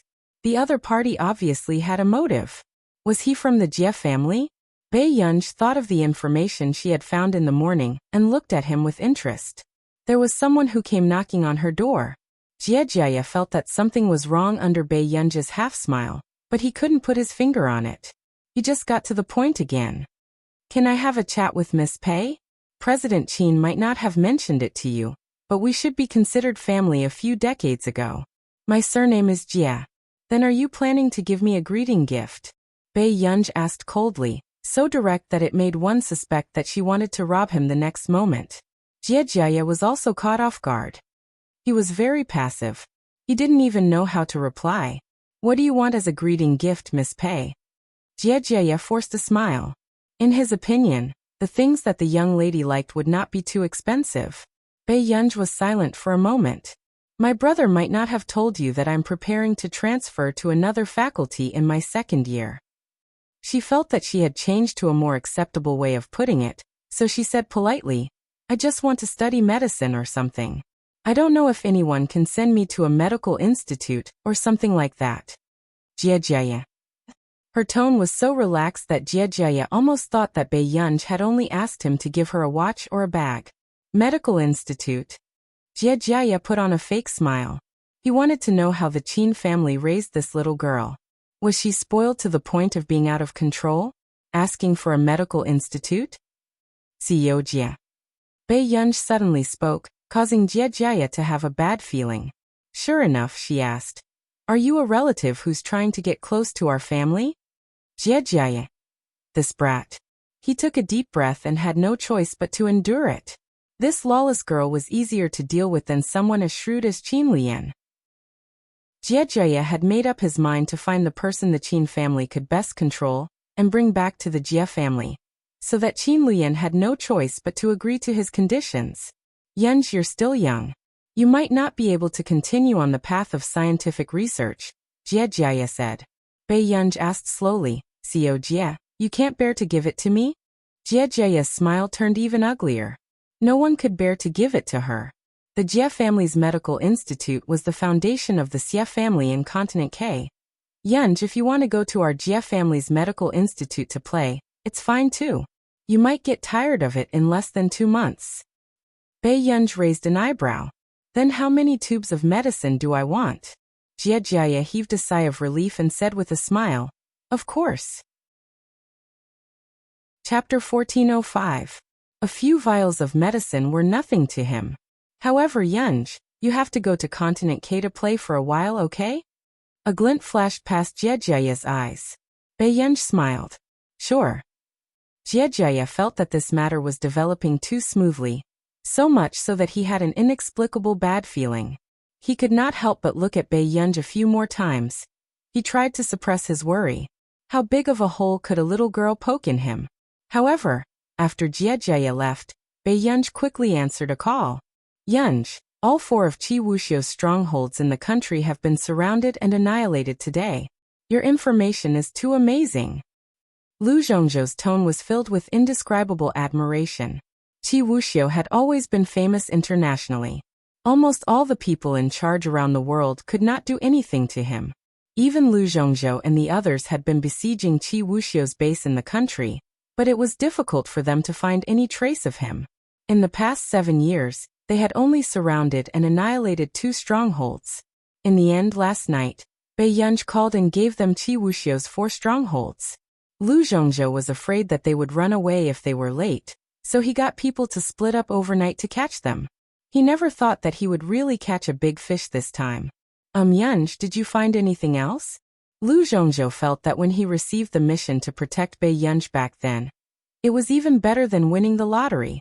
This time, after surrounding and annihilating Qi Wuxia's 4 strongholds, he would definitely get a first-class merit in the district. No, these are all his strongholds in the country. The corners of Bei Yunj's lips curled up. Last night, Bei Yunj received the news from CI7 and dug up Qi Wuxia's background. After calling Lu Zhongzhou, she even sent a copy of the information to the person in charge of our nation. Lu Zhongzhou, who did not know anything, was stunned. So, we annihilated all of Qi Wuxia's strongholds yesterday. Hearing this, Lu Zhongzhou suddenly remembered something. Wait a minute, Yunj, why are you suddenly so interested in Qi Wuxia? He had a feeling that Bei Yunj was doing this on purpose. Otherwise, why would Bei Yunj send him a message in the middle of the night? It was as if he was trying to provoke Qi Wuxia. Thinking of this, Lu Zhongzhou could not help but feel his scalp go numb. This ancestor really held a grudge. Whoever he was unhappy with, he would drag him to raid their lair. Lu Zhongzhou suddenly felt like he was a tool for Bei Yunj. Nothing. I just want to give him something to do, Bei Yunj said slowly. Lu Zhongzhou. He was truly a living immortal. All the international parties were racking their brains to get rid of Qi Wuxiu's base, but they couldn't do anything about it. Only his father could suddenly rise in the middle of the night and wipe out all of Qi Wuxiu's bases in Country A. Continent K. There's no news from the base in Country A? Qi Wuxiu gritted his teeth and asked in a gloomy voice. The person in front of him was almost trembling in fear. They're all cut off. Only there's news from our nation that our people have all been exposed. I don't know who sent a list of names to the person in charge of our nation's international affairs. They're all people from our base. All of them? Qi Wuxiu couldn't suppress his anger as he laughed coldly. I really didn't expect that we would be exposed under someone's nose. He never thought that someone would dare to go against him like this. Qi Wuxiu gritted his teeth. You bunch of trash don't even know who's behind this? P.S. Today is 4:00 p.m. Good night. Chapter 1406. That person said that other than the information provided by her, there was no other trace of the person who copied the information. He braced himself and said. The other party's actions were obviously a slap to Qi Wuxiu's face and a show of strength. But who would have thought that there was someone who could threaten an extremist organization? Someone who was even more extreme than them. What kind of crazy behavior was this? An underground organization called Death's Scythe had its base raided by someone who came out of nowhere. If it weren't for the fact that they had people in Country R's political circle, they might have been completely wiped out by this person this time. Very good. After so many years, there's finally someone who isn't afraid of death and dares to go against me. Qi Wuxiu gritted his teeth and sneered, his chest filled with anger. But for some reason, he suddenly had a ridiculous guess. For the past 6 months, Qi Wuxiu had been trying to get the infection data of the Northerners. However, after Tang Boyang made a move on the Qin family's old patriarch, something like this happened to him. Was it really a coincidence? Qi Wuxiu suddenly thought of Bei Yunj, who had caught his spy. But what ability did a silly little girl have to touch a deep-rooted underground organization like him? Send someone to investigate Bei Yunj and find out her background. Qi Wuxiu held the prayer beads in his hand. He still looked handsome, but his eyes were cold. Bei Yunj? The subordinate felt that Qi Wuxiu's suspicion was too ridiculous. How could a first-year student be involved in this matter? If she was really the daughter of the Qin family, she must be very capable, right? But under Qi Wuxiu's cold gaze, the subordinate still obeyed the order to investigate. On the other side, Old K from the K-assists called Bei Yunj. Max, an organization in Continent K is asking us to buy information about you. What's the situation? This organization in Continent K is famous for not being easy to deal with. Qi Wuxiu. Bei Yunj raised her eyebrows. Old K couldn't help but raise his voice. You know? Did you provoke him? Bei Yunj's tone was quite gentle. Ha. 2 days ago, I got someone to destroy a few of his strongholds. Old K? Question mark. He felt that there should at least be a limit to how immoral one could be. What kind of King ruthless person was this? The largest extremist organization in Continent K was wiped out by her just like that? So you're the one behind Country A's encirclement of 4 root strongholds? Were you the one who gave me the information in Country R? Old K was about to suffocate. He was really good. Did this person purposely pick the hardest iron board to kick? It's none of your business. Just give him whatever he wants. Let Qi Wuxiu know that I'll be going to Continent K in a few days. Bei Yunj said slowly. Old K doubted his ears. Say that again. He felt that Bei Yunj's behavior was very similar to digging up someone's ancestral grave and throwing paper money in front of someone else's house. What an immoral act. This was the first time he had seen someone dare to provoke the crazy Qi Wuxiu. He didn't know if Qi Wuxiu was traumatized. I'll talk to you when I go to Continent K next time. I still have something to do. Hearing Bei Yunj's words, Old K didn't know what Bei Yunj was going to do. But it was true. After hanging up, Bei Yunj read a text message and went out. There were a few conspicuous district cars parked outside. Miss Pei. Lu Jian nodded at Bei Yunj. The materials have been submitted. There's no problem with taking action at any time. Bei Yunj turned around and got into the car. Let's go. Chapter 1407. Higgins Group. In the hall. No one had expected that the son of the Fernandes family head, Tang Boyang, would brazenly come to Higgins Group to snatch the Qin Corporation's project. Mr. Tang, are you sure you want to do this? The higher-ups next to him frowned and felt inexplicably uneasy. Higgins Group's industrial chain has been very popular for the past 2 years. As long as we can get this cooperation, it will be good for our company. Tang Boyang laughed. He leaned back in his chair and turned to look at his distant junior. Isn't that right? Tang Shu. When Tang Shu came to find Tang Boyang, he was ecstatic. Tang Shu was a student from the first batch of Yin University's junior class. Later on, she had also been a core technician in the Qin Corporation. She was a rare technical talent. However, what made Tang Boyang even happier was that Tang Shu was somewhat related to him. I know all the technical cores of the Qin Corporation. There's not that much of a threat. Tang Shu flipped through the book in her hand. Her calm tone showed that she was determined to win. Tang Boyang smiled when he heard that. Because of old Master Qin, the Qin Corporation was also in turmoil. He did not think that without old Master Qin, the Higgins Group would take a fancy to the Qin Corporation. As for that Bei Yunj, even if he knew Higgins, he would still be a businessman. It was impossible for a businessman not to know who was a more suitable partner. What hard technology can Yin City have? It's all about spending money. I want to see how long they can hold on to the Qin family's business territory. Tang Boyang sneered and patted Tang Shu's shoulder. Higgins Group attaches great importance to the technical cores of their partners. Today's technical competition is also one of the important references for them to choose a partner. Shu, don't disappoint me. Tang Shu hid the strange look in her eyes and only teased unintentionally. Of course.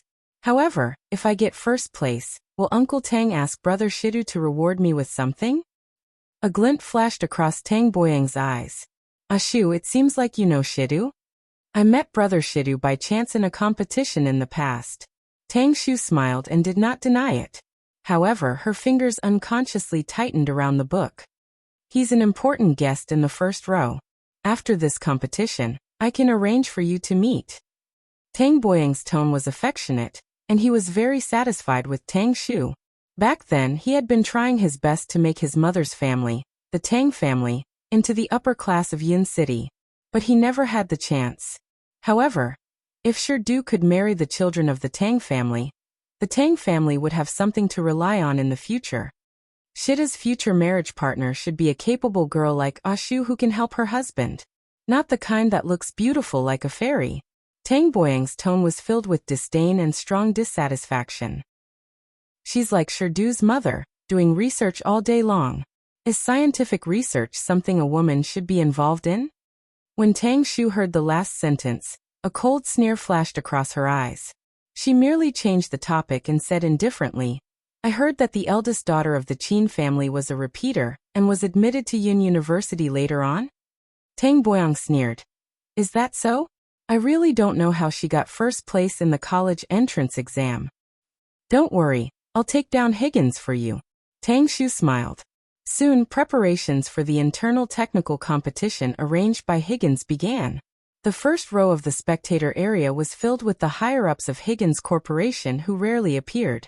This showed how much importance Higgins attached to the technical department. Half an hour passed. Tang Shu was indeed first in the first round of the competition. Tang Boyang smiled brightly and quietly walked to the person in charge of Yin City, Xue Jiangxian, who was in the first row. He said respectfully, Congratulations, Boss Xue. I heard that you are the person in charge appointed by Higgins Corporation's benefactor. Xue Jiangxian shook his head. I don't deserve it. It's just that the eldest daughter likes me. Tang Boyang was surprised. Is the successor of Higgins really a woman? The light in Xue Jiangxian's eyes turned cold as he smiled. The eldest daughter's talent is enough to convince everyone. Tang Boyang's face stiffened. He sensed Xue Jiangxian's unhappiness and hurriedly responded. Yes, you're right. Xue Jiangxian nodded. Tang Shu is not bad, but her thinking is similar to the technicians of the Qin family. Chapter 1408. Tang Boyang's face was full of smiles as he said, intentionally or unintentionally. The Qin group has indeed seized the initiative in the field of science and technology in recent years. That's why my junior stayed in the Qin group for 2 years. She was once the technical leader of the Qin group. These words were clearly telling Xue Jiangxian that the technical core of the Qin group was brought out by Tang Xu. How could their strength be compared with Tang Xu's? Xue Jiangxian looked at Tang Xu through the screen and nodded with satisfaction. Tang Xu is good. She was even not inferior to the core members of Higgins. Really? Tang Boyang laughed loudly. Then I'm really looking forward to the cooperation between you and Higgins. Who would think? As soon as he finished speaking, a voice not far away attracted everyone's attention. Then I'm sorry to disappoint you this time, Mr. Tang. I'm afraid you won't have this chance. Tang Boyang's expression changed. He turned his head and did not expect to see Lu Jian. This was the famous cold-faced Hades in the investigation team of Yin City. Captain Lu. Tang Boyang inexplicably had a bad feeling.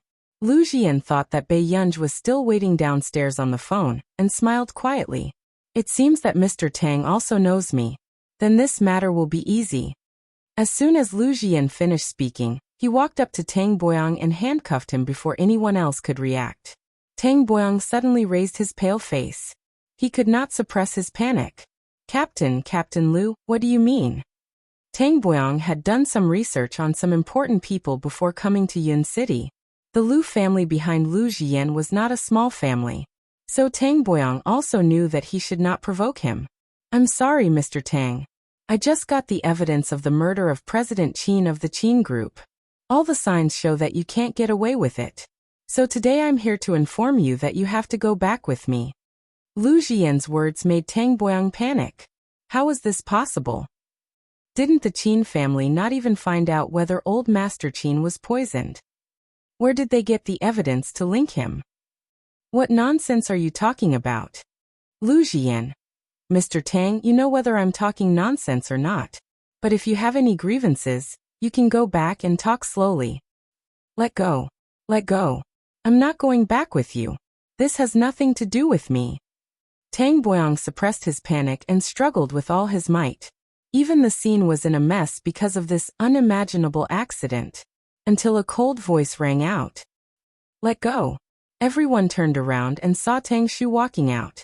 She narrowed her eyes and said, Captain, you need convincing evidence to arrest someone. Moreover, Mr. Tang is not from Yuncheng. Lu Jian said, so far, according to our investigation, it was 3 people from Continent K who tampered with old Chairman Qin. And the only domestic phone contact of these 3 people is Mr. Tang. Tang Xu sneered. What can this prove? Could it be that Captain Lu heard from the conversation that it was Uncle Tang who did this? Miss, are you trying to obstruct my work? Lu Jian did not back down. Mr. Tang is a key suspect, so it's only right for him to cooperate with the investigation. Really? Then you must give me a good reason. Otherwise, I can't let you touch Uncle Tang. Tang Xu was unexpectedly calm in the face of this matter, but Lu Jian's eyes slowly sank. Suddenly he received a call from the higher-ups. Jian, are you investigating President Qin's death? The people from CI7's Yincheng department came to ask. Someone is protecting Tang Boyang. Let him go first. Lu Jian's face darkened even more. What? Why? Don't be reckless. Just listen to the higher-ups. There's no need to confront CI7 at this juncture. After that, the other party hung up. Lu Jian turned around again, and saw Tang Xu looking at him with a smile. I told you, Captain, you can't take away the person I want to keep. At this moment, Tang Boyang turned his head abruptly and realized that the distant junior who came to him because he thought she had no one to rely on actually had a background that could not be underestimated. Let's get to know each other again. You're Captain Lu, right? I'm Tang Xu from CI7's Yincheng department. As soon as Tang Xu's voice fell, the surrounding people looked at Tang Xu differently. This girl was actually from the International Intelligence Organization, CI7. One had to know that CI7 was the #1 international intelligence organization. Not only did it communicate with tycoons from all over the world, but it was also because of CI7's intelligence that country R was able to avoid a financial crisis more than 10 years ago. Such an intelligence organization could even influence a country. How many people from all over the world were racking their brains to build a relationship with CI7's internal personnel? But who would have thought that this young girl was actually a member of CI7's Yincheng department? Facing everyone's gazes and envy, Tang Shu was used to such a home ground and remained expressionless. Captain Liu, it's time to unlock my uncle. Liu Jian's face was dark as he held the keys in his hand. The team member behind him could not help but say, Captain Liu, are you going to let him go? Miss Pei is still waiting downstairs. Bei Yunj again? Tang Boyong snapped out of his daze from Tang Shu's true identity and could not help but sneer. I really didn't expect that Shidu would really spoil this woman to the point of lawlessness. Does she think she can be so unreasonable in front of me?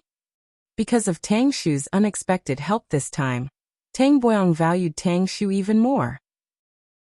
His tone was mocking. Ah Shu, this Miss Pei is your schoolmate. I should let you meet her another day. Miss Pei has quite a temper. Tang Shu only smiled as she suppressed the strange look in her eyes. She did not expect Hua Shidu to fall in love with someone who was not worthy of him. Suddenly, a clear and lazy voice sounded from the elevator not far away. There was a hint of playfulness in the voice. Why? It seems like someone wants to understand me again. Hearing this, everyone turned around abruptly, especially Xue Jiangxian, who had originally sunk after hearing Tang Boyang's words. At this moment, his eyes could not help but light up with excitement. However, when Tang Shu saw Bei Yunj walking towards her, her face froze. It had to be said that this person in front of her did have the ability to make men fascinated by her. Miss Pei, I've long heard of your name. Tang Shu reached out her hand to Bei Yunj appropriately. I'm Tang Shu from CI7's Yincheng department. In the eyes of others, Tang Shu did not put on any airs. Instead, it was the eldest daughter of the Qin family. She was indeed worthy of Tang Boyang's words, lawless. Bei Yunj glanced at Tang Shu slowly. Her every move was unbridled. She said, Captain Liu, it's 5:30 p.m. now. It's not time to get off work yet. Liu Jian. As a well-known researcher, can you read more books and read more newspapers? Even CI7 was interfering in this matter. How was he going to arrest her? Chapter 1409. Miss Pei, with me here. I'm afraid you won't be able to take Uncle Tang away. Tang Shu smiled and broke the silence. Also, if you don't have a good reason, you'll be handcuffed for your offense. Mr. Xue, aren't you going to ask someone to send the guest out? Tang Shu turned around and asked with a faint smile. When Xue Jiangxian heard this, the way he looked at Tang Shu became unpredictable. Then, without Xue Jiangxian's order, no one in Higgins dared to move, until Bei Yunj sneered and walked slowly in front of Tang Shu. Miss Tang, you don't seem to treat yourself as a guest. What do you mean? Tang Shu sneered. She had investigated Bei Yunj in CI7. She was a lucky girl who had been found and brought home by a wealthy family. It was impossible for her to have anything to do with Higgins. Miss, I heard that something happened to Mr. Qin. I've been worried about you. Are you and Mr. Qin okay? Xue Jiangxian suddenly spoke without hiding anything in front of everyone. At this moment, the others realized that the new manager of Higgins was overly respectful to Bei Yunj. The old man is receiving treatment. He's fine now. Bei Yunj glanced at the people around her and asked, Is today a technical competition? Yes. Xue Jiangxian nodded. The technical competition was set up by Bei Yunj. Therefore, it was impossible to work with Higgins if one didn't have some skills. You guys can continue. Don't let the Qin family go through the back door. Bei Yunj played with the rolled-up paper in her hand lazily and said in a casual tone. Xue Jiangxian was speechless. How many times have you called me to let the Qin family go through the back door? At this moment, when Tang Boyang and Tang Shu saw that Bei Yunj was so close to Xue Jiangxian that they had the illusion that Xue Jiangxian didn't dare to offend Bei Yunj, they were inexplicably shocked. Who was Bei Yunj? Why was the new manager of Higgins so cautious in front of her? The business world knew very well how difficult it was to deal with the new manager of Higgins. Compared to Nieyu, this person was harder to fathom, and he couldn't see any weaknesses. But today, Xue Jiangxian was actually respectful to a young lady in her early 20s. It was as if Bei Yunj was not someone to be offended. It seems that Miss Pei and Mr. Xue are very close. Tang Xu's expression turned ugly, but she still smiled and said, "Why don't we ask Mr. Xue to help us resolve any misunderstandings with Uncle Tang?" "Mr. Xue, there's something you can help me with." Bei Yunj stepped forward and handed the paper to Xue Jiangxian. Xue Jiangxian opened it and found 2 pieces of paper inside. One of them was an official document from the Cloud City Theater of Operations. The other was a red arrest warrant from Interpol. Arrested person, Tang Boyang. Date of arrest, December 7, 20XX. Official Seal Department, International Criminal Police Organization. Official Seal Department, Yun City Theater of Operations. Command. Xue Jiangxian was stunned. Even Lu Jian was rendered speechless by these 2 documents. Interpol red arrest warrant. Where did Bei Yunj find such a big shot to issue such an arrest warrant? Unfortunately, Mr. Tang, Miss Tang, no one can stop me from taking anyone away today. Bei Yunj spoke slowly, as if she had suddenly thought of something interesting. She chuckled lightly and said, "You don't say, it's quite offensive." Chapter 14:10. Tang Xu felt cold all over. She looked up and met Bei Yunj's eyes. Her superiority in front of everyone seemed to have dissipated in front of this person. "I'm a little curious. What should I do? Miss Tang, so what if I offend you?" Bei Yunj's frighteningly bright almond-shaped eyes were not smiling at all, as if she could see into the depths of a person's heart. Tang Xu froze. Her face turned pale. She didn't know why, but facing this person for the first time, she felt so ashamed that she couldn't show her face.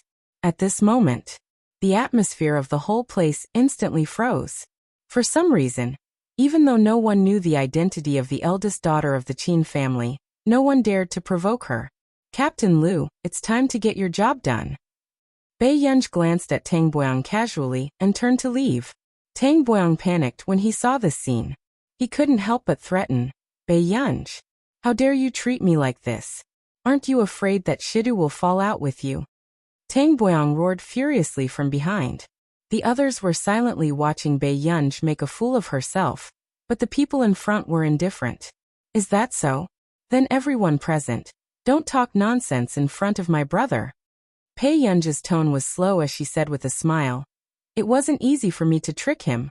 I don't want to cause trouble for anyone over such a small matter." Xue Jiangxian. Lu Jian. "Look, as long as you're righteous, it doesn't matter if you're a human or not." After Lu Jian got someone to handcuff Tang Boyang, Tang Xu quickly struggled out of this ridiculous sense of inferiority. "Bei Yunj." Tang Xu was almost gnashing her teeth as she gloomily watched her leave, but Bei Yunj didn't even turn back. This made Tang Xu feel that standing here foolishly was more humiliating than being slapped in public by this woman. Tang Xu sneered and took out her phone to make a call. Then she followed her to the police station. "Captain Lu, what's wrong with you? Didn't I tell you to retreat? You even brought her back?" When the colleague saw Lu Jian, he immediately pulled Lu Jian aside as if he had seen a ghost and asked in a low voice, did he think that he was being promoted too quickly and was trying to get punished? "The higher-ups gave the order," Lu Jian said. "What order?" "I heard that Tang Boyang's people from CI7. We don't have to be rash and cause trouble." His colleague said bitterly, "Aren't you afraid that the director will hold a meeting with you? See for yourself." Lu Jian stuffed the documents into his colleague's hands. His colleague didn't care at first, but when he saw the 2 documents, he was stunned. International Criminal Police First Investigation Organization's red warrant. And from the War Zone Command? Her colleague couldn't help but raise her voice. "Where did you come from?" "You'll have to ask that, father." Lu Jian raised his chin towards Bei Yunj. The colleague zest that girl? How could she possibly know someone from the war zone? And even someone from the International Criminal Police Organization? Just as the colleague was in a daze, the bureau chief that the 2 of them were talking about arrived. What was even more unexpected was that Tang Xu, whom they had just met, was with him. Tang Shu smiled and glanced at them. In the end, her gaze stopped on Bei Yunj. Bureau Chief Yang, sorry to trouble you with this matter. Why are you being so polite with me? Bureau Chief Yang asked with a smile. I know that Bureau Chief Jiang values you. I wonder, how is Bureau Chief Jiang recently? Tang Shu straightened her back and smiled gently. Since Bureau Chief Yang is so concerned, why don't you ask Bureau Chief Jiang yourself later? Bureau Chief Yang's eyes widened. Bureau Chief Jiang will come today. Chapter 1411. In the past 2 years, Director Yang had put in a lot of effort, hoping to get to know Jiang Song, the director of the CI-7 Intelligence Bureau. However, Jiang Song had always been low-key and elusive. In the past few years, no one could find any opportunity to get close to him. Unexpectedly, Jiang Song actually took the initiative to come to the police station today for Tang Shu? Then wouldn't they have a chance to have a good relationship with the CI-7? Tang Shu smiled indifferently and alienated. Well, but Director Jiang probably doesn't want too many irrelevant people. After listening, Director Yang glanced around and ordered people to clear the place, except for a few staff members. Suddenly, Tang Shu asked, Director Yang, did you forget what you promised me? How could I forget? Director Yang turned to Lu Jian and said, Lu Jian, go and release Mr. Tang. How can you arrest people without evidence? But didn't I give you the evidence? Lu Jian asked back. Director Yang frowned. What kind of evidence is that? Mr. Tang is not from Yun City. Do you know how much responsibility I have to bear by doing this? Lu Jian frowned. But before Lu Jian could say anything, a person walked over from the side. I'll bear this responsibility. Director Yang turned his head and didn't expect to see Bei Yunj. The anger in his heart subsided by more than half. Director Yang knew that Bei Yunj's identity was not simple, but he also hated Bei Yunj for not liking him. She only liked Lu Jian, the captain whose position was lower than his. Miss Pei, do you think you can bear this responsibility? Director Yang's tone was polite, but he didn't give in at all. He had a fake smile on his face.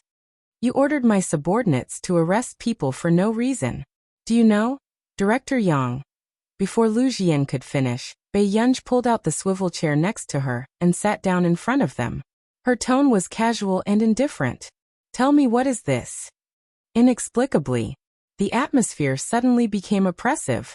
Even the others didn't expect that someone could be so arrogant in the police station, threatening the director. What kind of ruthless operation was this? Director Yang's face turned red, but he couldn't say anything.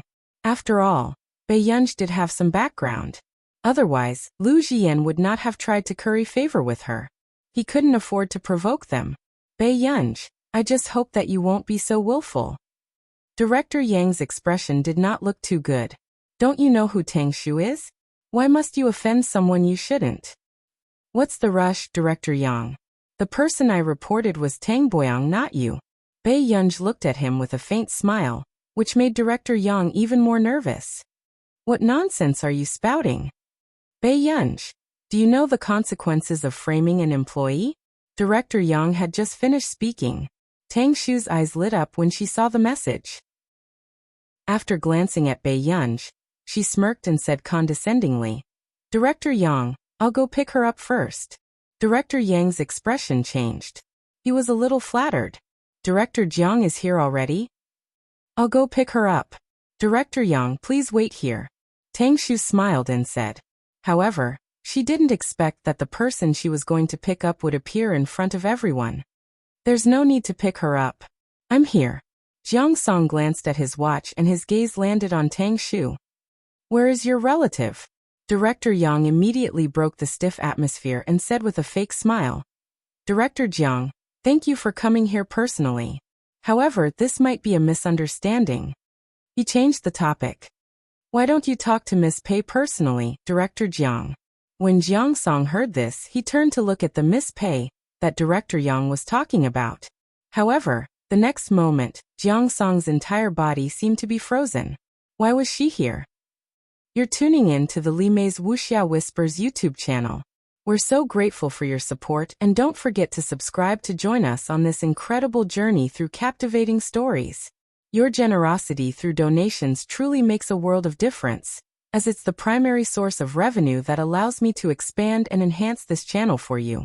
Thank you from the bottom of my heart for being a part of this adventure.